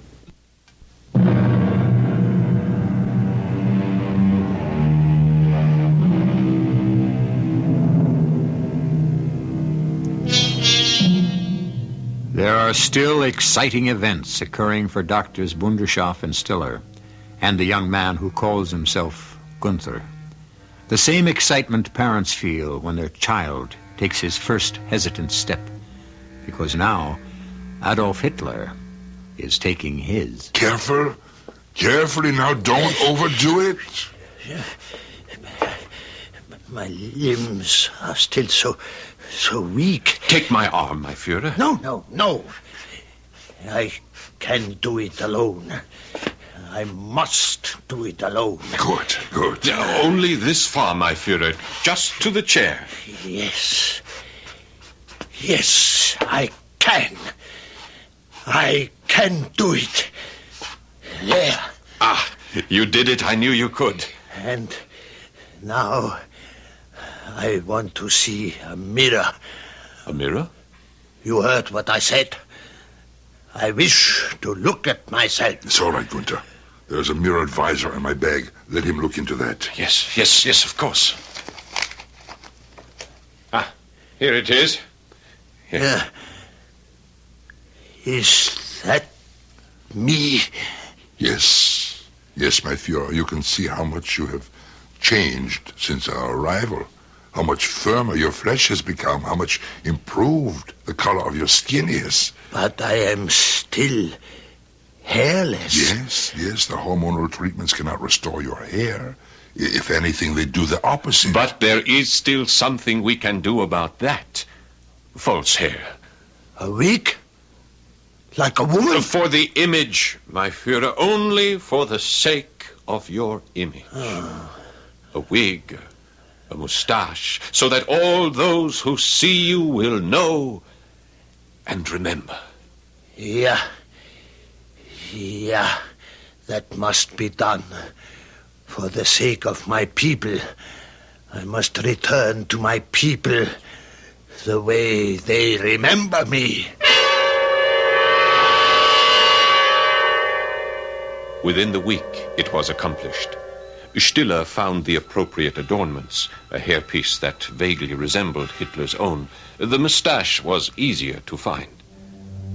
When we looked at the effect, we all shuddered in ecstasy, and when Hitler himself saw the image, it did as much for him as all of Wunderschaft's formulas and vitamins and injections.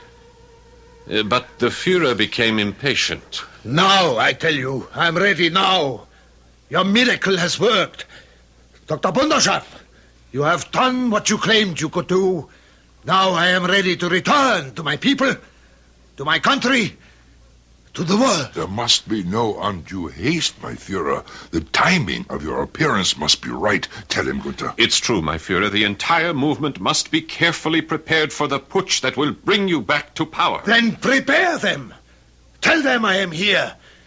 I know they have been waiting for me, as I waited for them for long, empty years after the war. And they never dreamed that their Tag would be led by their beloved Führer himself. But now they must know. They will, my Führer. In time they will. But the world has changed since you went into exile. Fool! Do you think I managed to live to this age of mine? An outcast? A useless derelict? By feeding on the past? No, what sustained me was the future. Always the thought of the future. That was wise. For years after my exile, I considered the means whereby the Reich would rise again. I knew the day of great land armies was over and finished, of armadas and armor and massive bombing. I knew that victory was now determined by a handful of excited atoms. Yes, you are quite correct, my Führer. That would be my plan of conquest for the Reich. My warriors would be atomic guerrillas. Please, don't excite yourself. Well, then tell them, Wunderschaft. Tell them I am ready. Yes, my Führer. We will communicate with the Vaterland and tell them. Dr. Stiller left us that afternoon. He had a serious operation to perform on the retina of a close friend. It didn't matter, however, his part in the experiment was over. Mine, though, was still important. I left the small room on a series of errands, shopping for the vegetable staples which constituted the diet of Adolf Hitler, buying pharmaceutical supplies and picking up a large, flat box at a tailor shop whose proprietor seemed mystified by what he had just delivered into my hands. Yeah, here it is, Doctor. Yes, it's perfect. Exactly what we wanted. And now to find out how well it fits. 20 minutes later, Adolf Hitler was in full uniform. He stepped out in front of us, a willing model, turning to give his audience the full benefit of the effect. His right hand was on his hip. The left, still useless from the bomb damage that had destroyed his nerves, was held rigidly at his side. An iron cross hung from the breast pocket, and there was a black, white, and red armband circling his left arm, the sign of the broken cross. But there was one other thing in the image before us, the most electrifying sight of all. Adolf Hitler was smiling. They call you Günther? Yes, my Führer. I will call you Günther, too. Thank you, my Führer. You will be rewarded, Günther. You and Dr. Bunderschaff and Dr. Stiller. You will all three be at my side in the coming days of victory.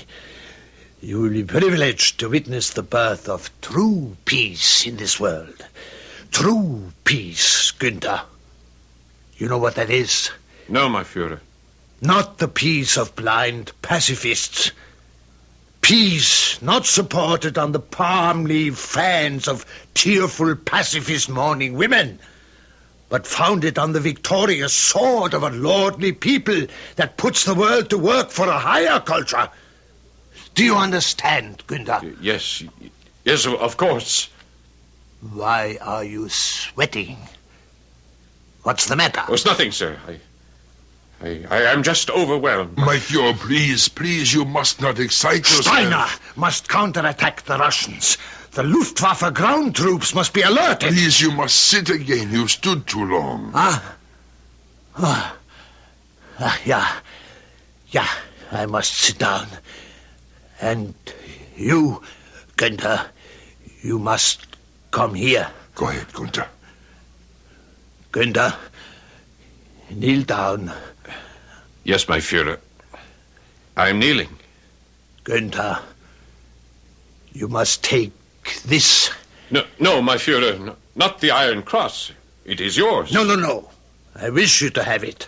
I wish you to have it from your Führer's own hand. For bravery in battle. For exemplifying the ideals of Aryan manhood. Here, Günther, my son, I give you... Wait. What is that? What, my Führer? This chain around your neck. Only a chain, my Führer? But this ornament hanging from it... It's not an ornament, my Führer. It is a symbol. It is called the Star of David. What? The Star of David? The Jewish Star of David? It was given to me by my father. No, not from his hand directly. He was dead when I received it. Bunderschaff! Bunderschaff! Do you hear this? You are harboring a traitor! A traitor! The truth is, I took it from his body. I was only 5 years old at the time, but I had the sense to take it from him before it was taken by the guards at Auschwitz. Bunderschaff! Do you hear? Kill him! Kill him! We are betrayed! It's taken me 36 years to get here, my Führer. 36 years after my holiday in Auschwitz. 34 years after Dr. Russia froze my mother and father to death before my eyes. My naked mother and father lying on the ground while the guards poured water over their bodies and grumbled that they had to crack the ice before the water would pour. Bunderschaff! Quickly! He means to hurt me! Yes, I hear the sound of the cracking ice always in my ears, and the sound of that water splashing, and the sound of my mother's voice begging for a quicker death, begging for something that you won't be denied. Günther. Adolf! Günther, stop. That's enough. No, Doctor, not enough! Bunderschaff! He has a knife! A scalpel, Adolf. A scalpel for the final incision. My God! Wunderschaf, help me! He has cut my wrist wide open. I am bleeding. Gunther, why? Why did you do this? Save me, Doctor. We have been betrayed once again. Betrayed by... Oh, Gunther. Why couldn't you have waited? Why couldn't you let us bring him home and share your vengeance? What are you saying? Wunderschaf, not you too. You are not part of this betrayal. No, my Führer. Not part of a betrayal. Merely part of a revenge. But I thought you were a good German. A loyal German. Yes, I was that, my Führer, until I was brought to your service in Dachau and learned what loyalty meant to those who served depraved animals. The bleeding. Stop, please, the bleeding. No, Doctor, let it happen. Here and now. But why? Why did you do this? Why did you give me back my strength, my hope? I was a dying old man. Why did you make me into this? Only to murder me. You don't know. You don't understand, my Führer? No. Why? Why? Tell him, Gunther. Who cared about destroying a dying old man? What good was our vengeance unless you had strength and hope? Now do you understand, my Führer?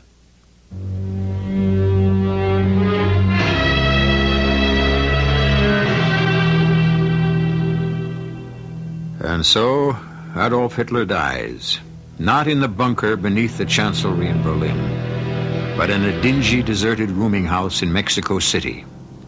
There will be no Viking funeral for him this time. No obituaries, no mourners. Just a memory. A very bad memory. But one which no man can ever afford to forget. I'll be back shortly.